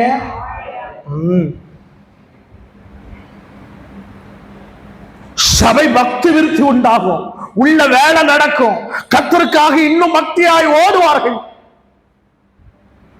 ஆனா இன்னைக்கு சபை பாழாக்கப்பட்டு போச்சு. வெளியில இருக்கிற ஆலயத்தை சொல்லல, நாம பார்க்கிற ஆலயத்தை சொல்லல, நீங்க தான் ஆலயம்.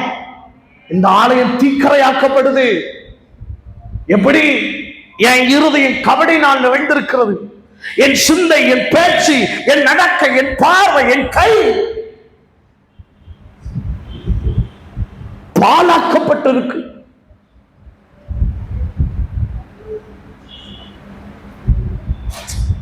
நேற்று ஒரு கனவு கண்டேன்.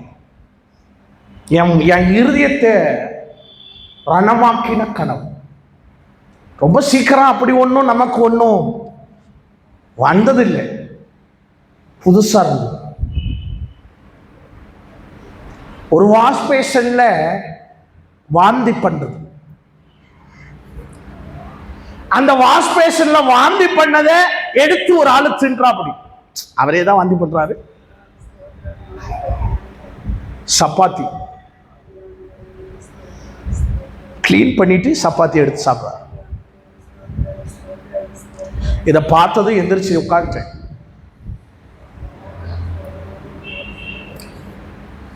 காலையில இதை யோசிக்கல, ஆனா யோசனை பண்ணிக்கிட்டு திடீர்னு ஞாபகத்துக்கு வந்தது. அது ஸ்ட்ரைக் அவுட் ஆச்சு. அப்படியே போயிட்டு பிள்ளைங்களை ஸ்கூல்ல விட்டுட்டு திரும்ப வரும்போது ஒரு வசனம் ஞாபகத்துக்கு வந்துச்சு. என்ன வசனம்னா, நாய் தன் கக்கினதை தின்னும். இந்த வார்த்தை வந்ததும் ஸ்ட்ரைக் அவுட் ஆச்சு. ஆண்டவர்கிட்ட நான் என்ன சொல்லி ஜெபம் நான் உண்மையை சொல்றேன். இதே இடத்துல இருந்து நான் என்ன கக்கி தின்னேன் என்பதை எனக்கு காட்டுவான்.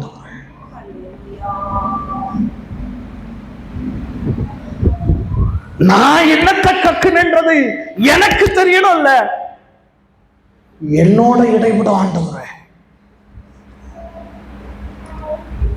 டக்குன்னு எனக்கு ஒரு ஞாபகம் வந்தது. டக்குன்னு அப்பவே இங்க உள்ள உட்கார்ந்து போது ஆராதனை நேரத்துல, இனி அந்த தப்ப நான் செய்ய மாட்டேன் ஆண்டவரே. இன்னைக்கு ஆண்டவர் நம்மளோட பேசப்படும் பொழுது பாழாக்கப்பட்ட ஸ்தலம் உயிரடையாமல் அதே நிலைமையில் இருக்கிறது. இதை நான் சொல்லணும் இல்லை, ஃபர்ஸ்ட்லே ஞாபகத்து வந்துச்சு. அப்படியே நிறுத்திக்கிட்டே இருக்கும் போது எனக்கு திரும்ப திரும்ப இதே ஞாபகம். என்னை மாற்றுகிற அனுபவத்தை உங்களுக்கு சொல்றேன்.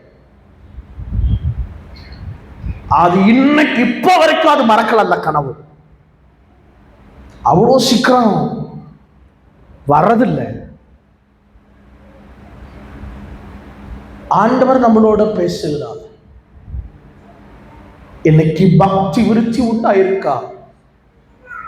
இல்ல பாழாக்கப்பட்ட நிலைமையில் இருக்கிறோம். ஏழாவது, அன்பு செலுத்தி மன்னிக்கும். அன்பு செலுத்தி மன்னிக்கும்.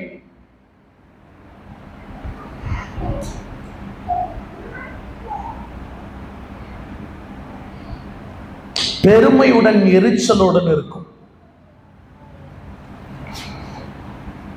பெருமையுடனும் எரிச்சலுடன் இருக்கும்.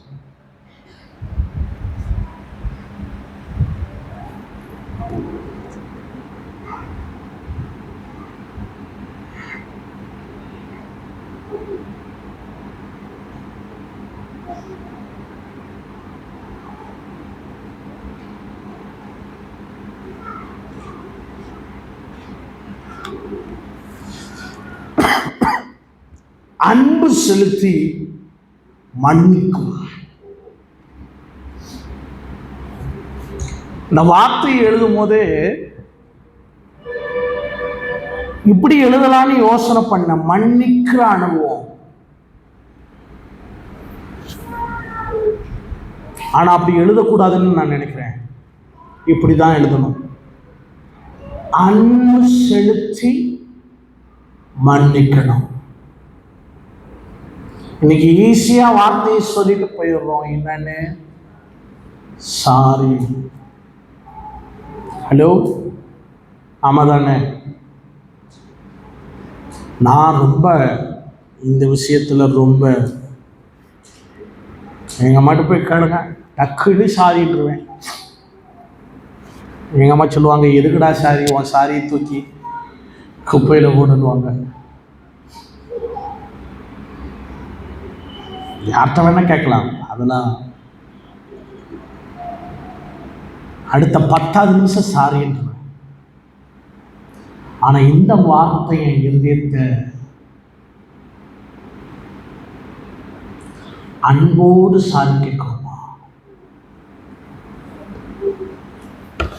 ஆவியானவர் நம்மளோட இருந்தா இப்படிதான் கேட்க வைப்பார்.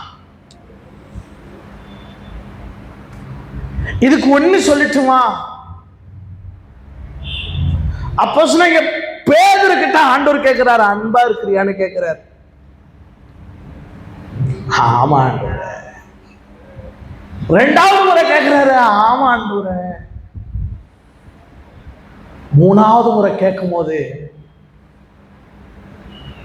அவனால சொல்ல முடியல, அழுதான். மன்னிப்பு அப்படி கேட்க வைக்கும். அவன் சொன்ன வார்த்தை ரொம்ப அருமையா இருக்கும். எல்லாம் உனக்கு தெரியும் ஆண்டவரே, நான் எப்படி இருக்கிறேன் என்பது ஆண்டவருக்கு தெரியும். தெரியாமலாம் இல்லை. நான் யார் மேலே கோவல், நாம் அப்படிதான் சொல்லிக்கிறோம். நான் யார் மேலே கோவல் ஆண்டவருக்கு தெரியும், அவருக்கு தெரியும், இவருக்கு தெரியும், எல்லாருக்கும் தெரியும்.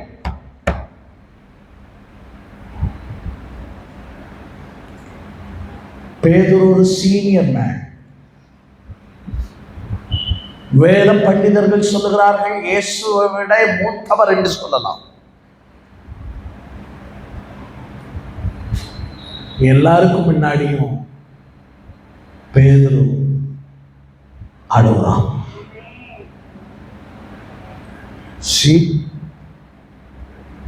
அவ்வளோ பெரிய விஷயம் இல்லை. ஆமாதானே? ஆமாண்டவரே, எல்லாம் உங்களுக்கு தெரியும் ஆண்டவரே, போயிருக்கலாம். எல்லாரும் பார்க்கிறாங்களே என்கிற எணர்வோடு ஆண்டவரை கூட்டிட்டு போய் தனியா சொல்லி இருக்கலாம்.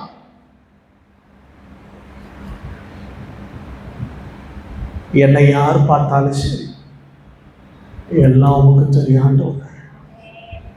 அதான் பரிசுத்த ஆவியானவருடைய நடத்துதல். 8வது,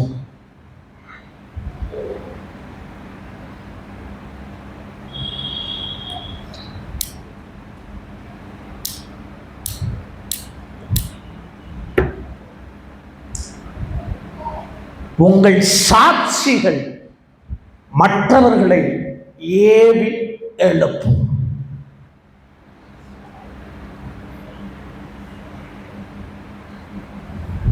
உங்கள் சாட்சிகள் மற்றவர்களை ஏவி எழுப்பிவிடும்.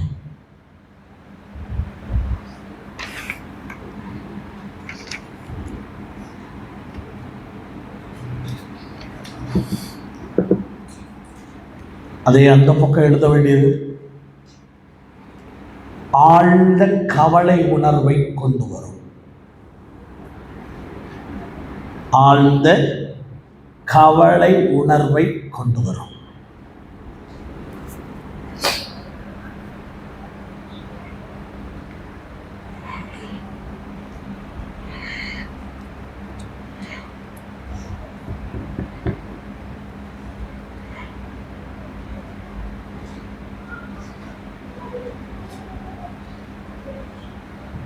உங்கள் சாட்சி மற்றவர்களை என்ன பண்ணும்? எழுப்பப்படும். ஆனால் மற்றவர்களுக்கு, மாம்சத்தின் கிரியை உள்ளவர்களுக்கு அது கவலையை உண்டாக்கும். எழுதும் போது எழுதப்படுகிறது, நான் உபத்திரவப்பட்டது நல்லது, அதனால் உம்முடைய பிரமாணத்தை. ஹலோ, ஒரு ஆவிக்குரியவன் சொல்ற வார்த்தை இதுதான். நான் உபத்திரவப்பட்டது எனக்கு நல்லது, அதனால அவருடைய பிரமாணத்தை கற்றுக்கொண்டேன். இந்த வார்த்தை என்னையும் பலப்படுத்தும், கேட்கிறவர்களையும் பலப்படுத்தும். ஹல்லேலூயா. இதெல்லாம் எப்படி வரும் தெரியுமா? 9வது பாயிண்ட், பரிசுத்த ஆவியானவரால வரும். இதெல்லாம் எப்படி வருது தெரியுமா? மாம்சத்தின் கிரியையினால் உண்டாகும்.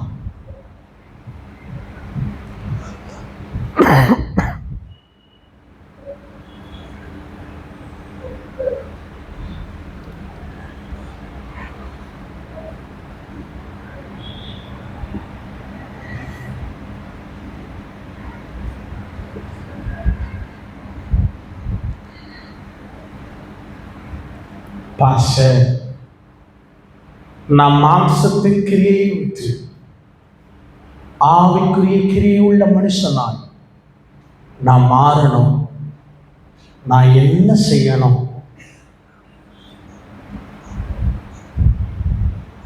வேதம் எழுதும் போது எழுதுகிறது, என்னை பலப்படுத்துகிற கிறிஸ்துவினாலே எல்லாவற்றையும் செய்ய எனக்கு பலன் உண்டு. இதை ஜெயிக்கணும்னா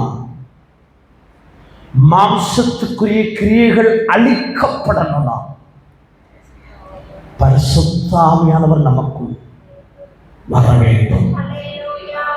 பரிசுத்த ஆவியானவர் எங்கே உண்டோ அங்க விடுதலை உண்டு.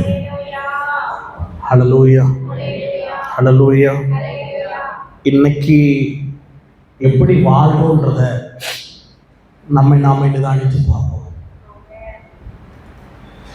யாரையும் காயப்படுத்த பேசவில்லை. நாம் ஒரு மாற்றி ஆண்டவருடைய வருகை நாம் எடுத்துக்கொள்ள, ஆண்டவருடைய சந்நிதியிலே நெருக்கப்பட ஆண்டவர் நம்முடைய தகுதிப்படுத்துவாராக. ஹல்லேலூயா. ஒரு இன்சிடென்ட் ஞாபகம் வந்துச்சு. இதெல்லாம் தியானிச்சுக்கிட்டு இருக்கும்போது பரலோகத்துக்கு எப்படி எடுத்துக்கொள்ளப்பட முடியும் அப்படின்னு யோசிச்சுட்டு இருக்கும்போது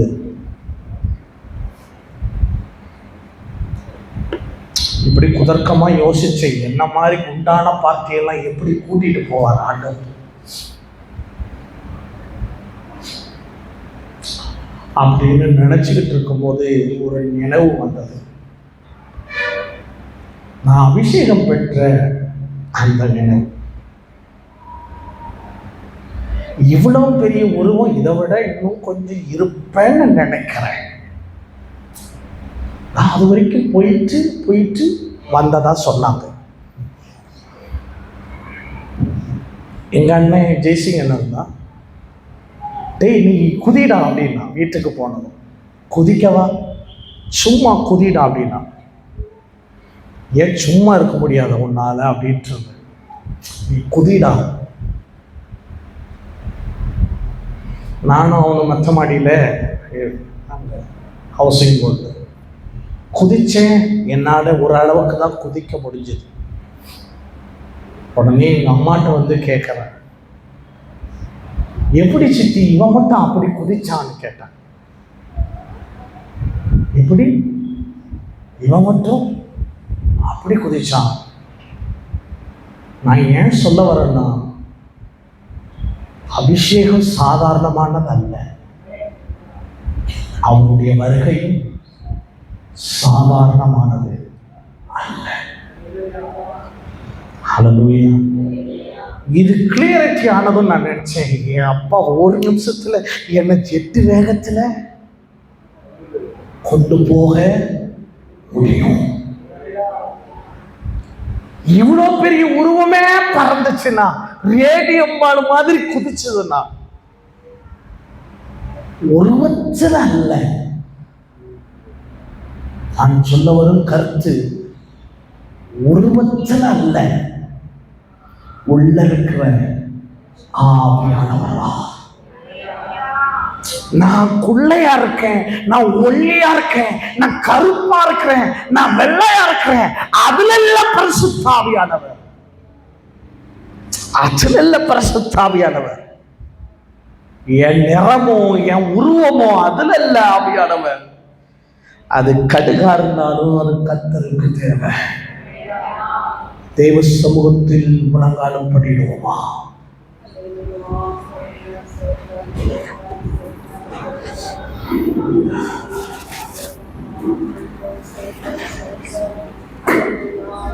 பரிசுத்த ஆவியானவர் விட்டுக் கொடுத்தவானா,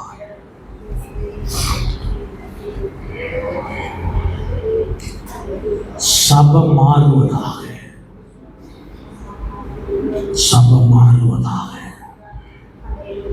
ஒரு உயிர் வீழ்ச்சியை கர்த்தர் கட்டளையிடுவாராக, ஆதி நிலைமைக்குள்ளாக கர்த்தர் கொண்டு வருவாராக. யாரையும் எங்கேயும் பார்க்காதீங்க. அபிஷேகம் பெறாதவர்கள் விடுதலையோடு ஸ்தோத்திரம் பண்ணுங்க. கர்த்தர் இன்னைக்கு நிரப்பி அனுப்பட்டோம்.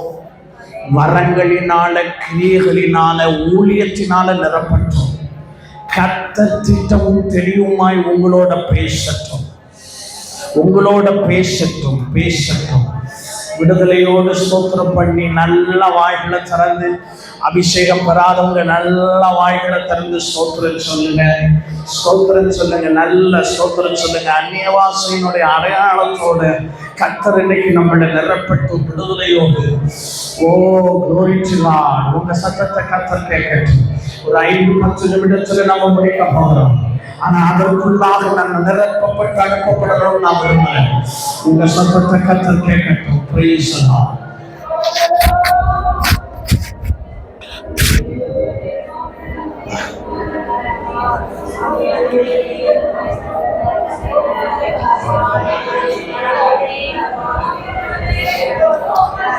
விடுதலையோடு, விடுதலையோடு நல்ல ஸ்தோத்திரம் சொல்லி அநேவாசை பெற்றுக் கொண்டவர்கள் விடுதலையோடு ஆவியில நிரம்பி கொஞ்ச நேரம் ஸ்தோத்திரப்பா. ஜீசஸ் ஹோலி ஸ்பிரிட் உங்க சத்தத்தை கர்த்தர் கேட்கட்டும். கமௌலரா சக்கமௌலரா நதரா ரீமா கமௌலரா நதா கமௌஷரா எங்களை நிரப்பி அனுப்பும் ஆண்டவரே. இன்னைக்கு மாம்சத்தின் கிரியைகள் வெட்டப்படும் ஆண்டவரே. எங்களுக்குள் அரவங்க சுத்தரிக்கிற அக்கினிக்காரன் ஏசாயா நாவை தொட்டது போல, அன்னைக்கு பலிபீடத்தில் இறங்கி வந்தது போல, கர்த்தர் இன்னைக்கு ஒரு அக்கினி தனலை எங்க மேல போடணும். எங்களுக்கு இருக்கிற மாம்சத்தின் கிரியைகளை கர்த்தர் சுத்தரிக்கணும், கர்த்தர் சுத்தரிக்கணும். நாங்க வந்த வண்ணமா போகக்கூடாது.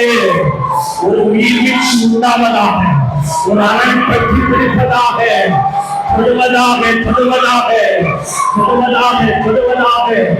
ரக்கவா பாபா சக்கவாபா வீரா ராக்கவாரா ராக்கவாரா வீவா ராக்கவா ஷபா பாபா. கர்த்தருடைய அபிஷேகப்பா அளவிடப்படாமல், அளவிடப்பட முடியாத அளவாக சபையிலே உண்டாவதாக. அது காற்று தீயை போல, அது காற்று தீயை போல, அது காற்று தீயை போல, அது காற்று பண்ணுவதாக. அது உயிர் அடைய முடியாமல் மாம்சத்தின் கிரியைகளை அழித்துக் கொள்ள ஏசாயா நாவை தொட்டது ஒரு குரத்தினாம் விடுவதாக விடுவதாக விடுவதாக. எஸ் எஸ் கர்த்தர் படுகிறார். விடுகிறேன் விடுகிறேன் விடுகிறேன். கர்த்தர் படுகிறார் படுகிறார் படுகிறார் படுகிறார் படுகிறார். ஓ glory glory. ரக்கமோ ரக்கமோ. எஸ் எஸ் உன்னை பிரித்தெடுக்கலாம் பிரித்தெடுக்கலாம். உபத்திரவம் குறையிலிருந்து கர்த்தர் உன்னை பிரித்தெடுக்கலாம். வெளியே புறப்படுவது போல உன்னை புறப்படுவது போவோம். எஜமானனுக்கு உயர்வான பார்க்கலாம். Yes Lord yes Lord yes Lord. உபயோகப்படுத்த. ஓ glory. Amen amen amen. Rakaba kabau shaba nikabau shaba lokau.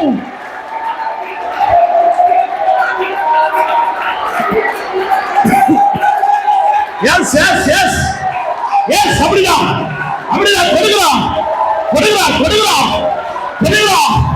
அனலாக்கிக்கொள் புதிதாக்கிக்கொள். உன்னை புதிது கூர்மையான ஆயுதமாய்.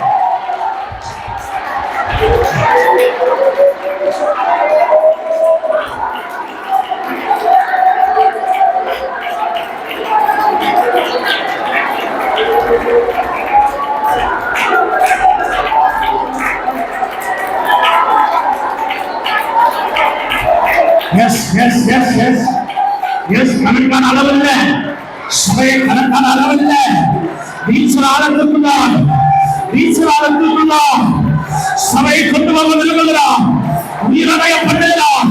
அநேக வரங்களை தட்டி தட்டி சபையே உனக்குரிய அலங்காரத்தினான் உனக்குள்ள அலங்காரத்தினான் கர்த்தர் மீண்டும் மீண்டும் மீண்டும் அந்த கடலுக்குரிய பாத்திரவான்.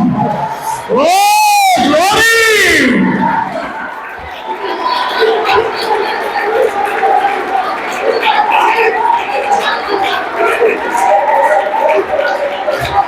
Amen amen amen. கர்த்தர் பயன்படுத்துகிறார் ஒரு பட்டயமாக கர்த்தருடைய கையில் இருக்கிற பட்டயமாக. ஓ glory.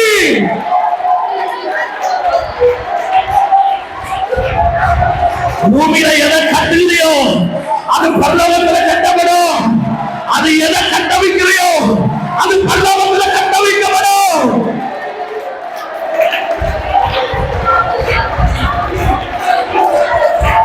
S yes yes yes yes yes yes yes yes yes. என் குமாரர்களும் குமார்த்திகளும் தீர்க்கதரிசனம் சொல்லணும் ஆண்டவரே. சொப்பனங்கள் பார்க்கணும் ஆண்டவரே. என் மூப்பர்கள் தீர்க்கதரிசனத்தை வைக்கணும் ஆண்டவரே.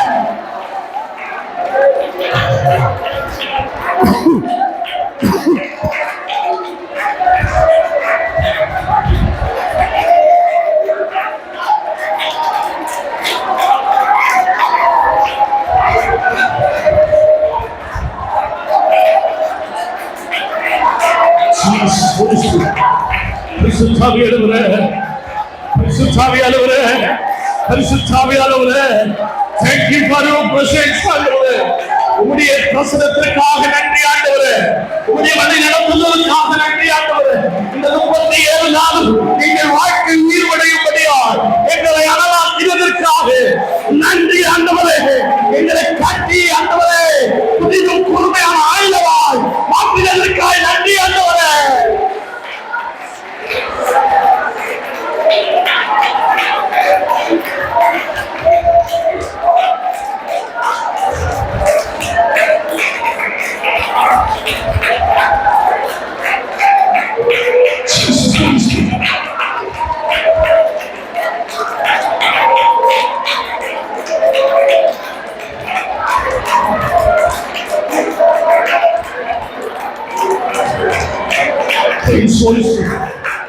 பரிசுத்தாவியானவரே பரிசுத்தாவியானவரே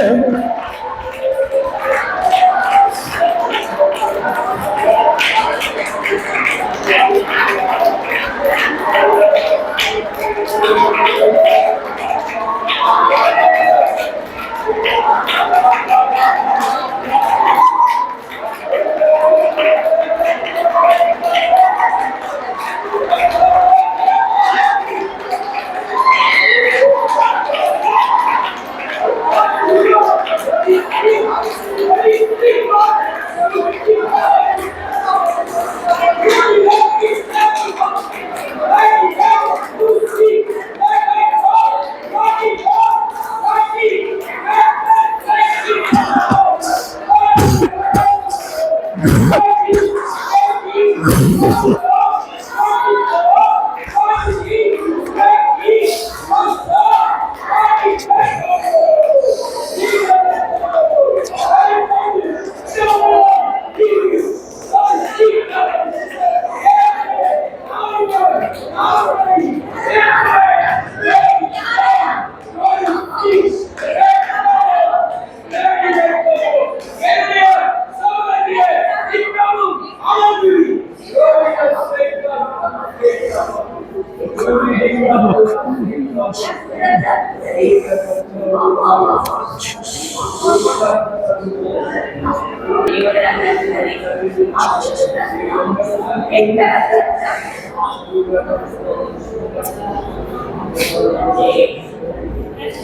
ஜெப நாட்கள் முடிவில் கர்த்தர் என்ன செய்ய போகிறார் என்றால், சகரியாவின் புஸ்தகத்தை எல்லாரும் திரும்பிக் கொள்வோம்.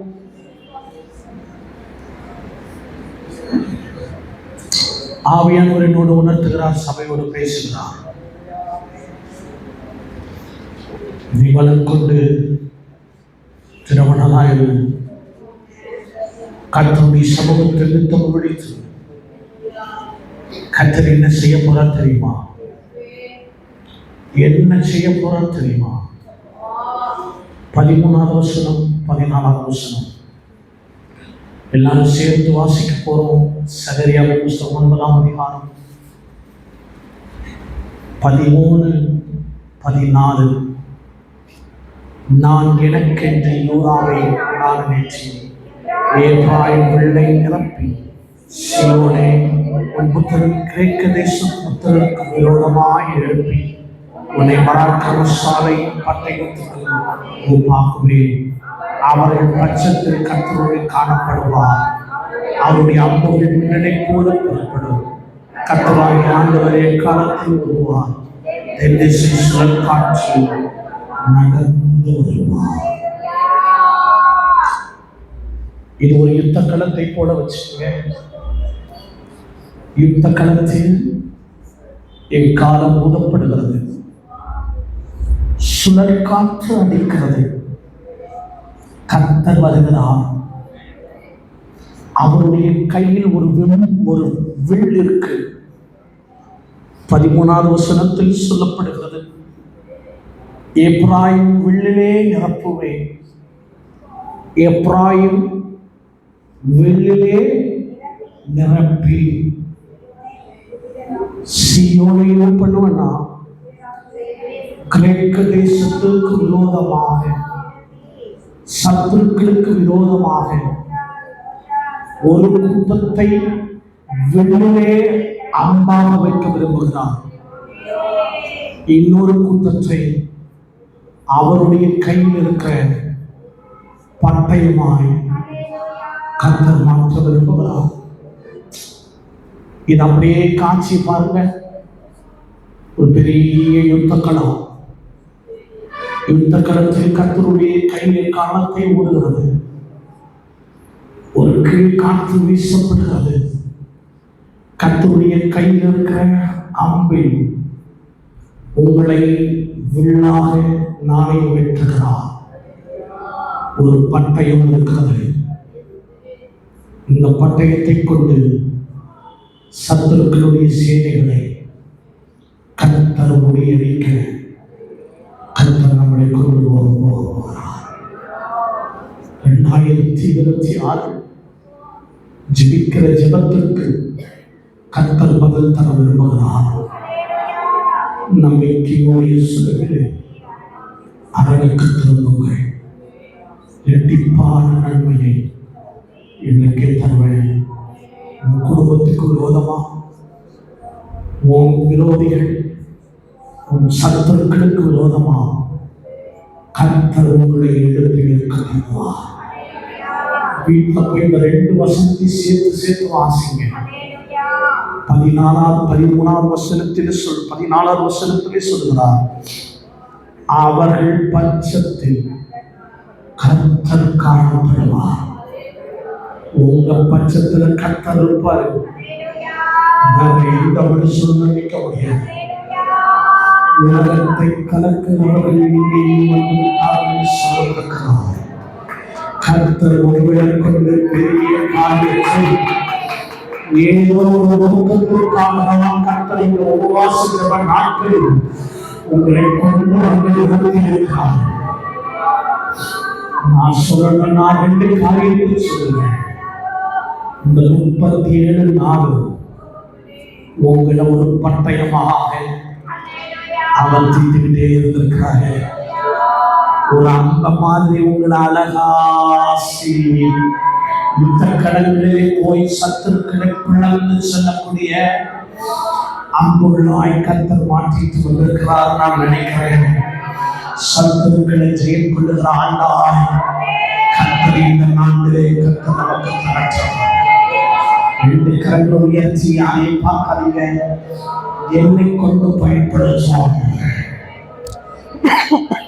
ஜீசஸ் 2 வார்த்தை, அந்த 2 வார்த்தை உங்களோட பேசும். நான் நினைக்கிறேன் உங்களை அம்பின் உங்களை ஞானமேற்ற விரும்புகிறார், என்னோடு பட்டயமாக மாற்ற விரும்புகிறார். கர்த்தருடைய சமூகத்தில் மட்டும் இருந்தங்க. ஆண்டவர் நம்மளோட பேசியிருக்காரு, ஆண்டவர் நம்மளோட பேசியிருக்காரு. ஒரு மாற்றம் உண்டவனாக ஒரு மகிழ்ச்சியை கர்த்தர் கட்டிடுவார். ஜீசஸ் இருக்கிற இடத்தோடு போ. நான் என்ன செய்வேன்? என்னால முடியுமா? எனக்கு விரோதமா இருக்கிற கூட்டம் பயங்கரமா இருக்கு. உலகத்தில் இருக்கிறவனை விட உங்களோடு இருக்கிறவனை பெரியவன். வெள்ளம் போல வந்தாலும் உங்களுக்கு இருக்கிற ஆவியானவர் உங்களுக்காக யுத்தப்பட்டவரை பலத்த வைராக்கியத்தோடு அவர் இந்த நாட்களில் பயங்கரமாக எழுப்புவாராக. எதன் குறித்து சொல்லுவார்கள்? உங்களோடு இருக்கிற தேவன் பெரியவர், உங்களோடு இருக்கிற தேவன் பெரியவர்.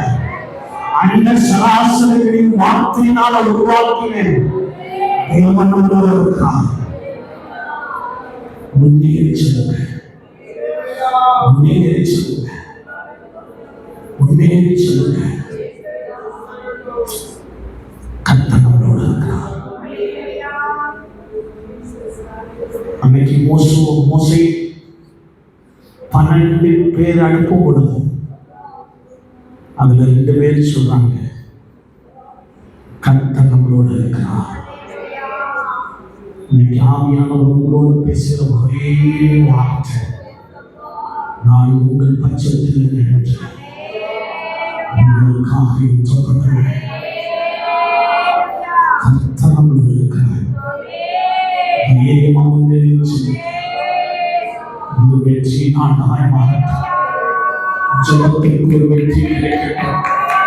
அவர் கூடுதலை சட்டத்திற்கு ஒரு வெற்றி கிடைக்கட்டும். கூடுதலை ஆண்டுகளாய் போராடி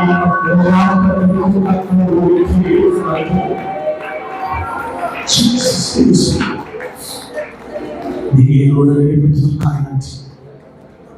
நீங்க ஆளுமை செய்ய உடைய நாம மகிமைப்படட்டும். பரிசுத்தாவியனுடைய கையில கொடுக்கிறோம்ப்பா. 3 நாள் எங்களோட இருப்பதாக நீங்க எங்களோட பிரத்யேகமாய் பேசுவாங்க. நீங்க பேசுறத நாங்கள் கேட்கணும். எல்லா ஜனங்க வரணும்ப்பா. தன்னைகள் எல்லாம் மாறி போகட்டும். பரிசுத்தாவியனுடைய ஆளுகையை சபையை மூடி வைத்துக்கொள்ளும். நீர் பொறுப்பெடுத்துக் கொள்ளும். நீர் ஆளுகை செய்யும். இந்த நாளில் ஒவ்வொருவரும் செய்த வேலைகள் எல்லாம் செய்யும். பரிசுத்தாவியை நீர் பொறுப்பெடுத்துக் கொள்ளும். இயேசுவின் நாமத்தில் ஜெபிக்கிறோம் நல்ல பிதாவே. ஆமென். நான் சொன்னாலும் எங்களுடைய நான் சொன்னாலும் ஆமென் ஆமென். ஹல்லேலூயா ஹல்லேலூயா ஹல்லேலூயா. நாம் முன்னேறி சென்று நமக்கு ஜெயிக்க கற்றுடுவார். தேங்க்யூ. God bless you.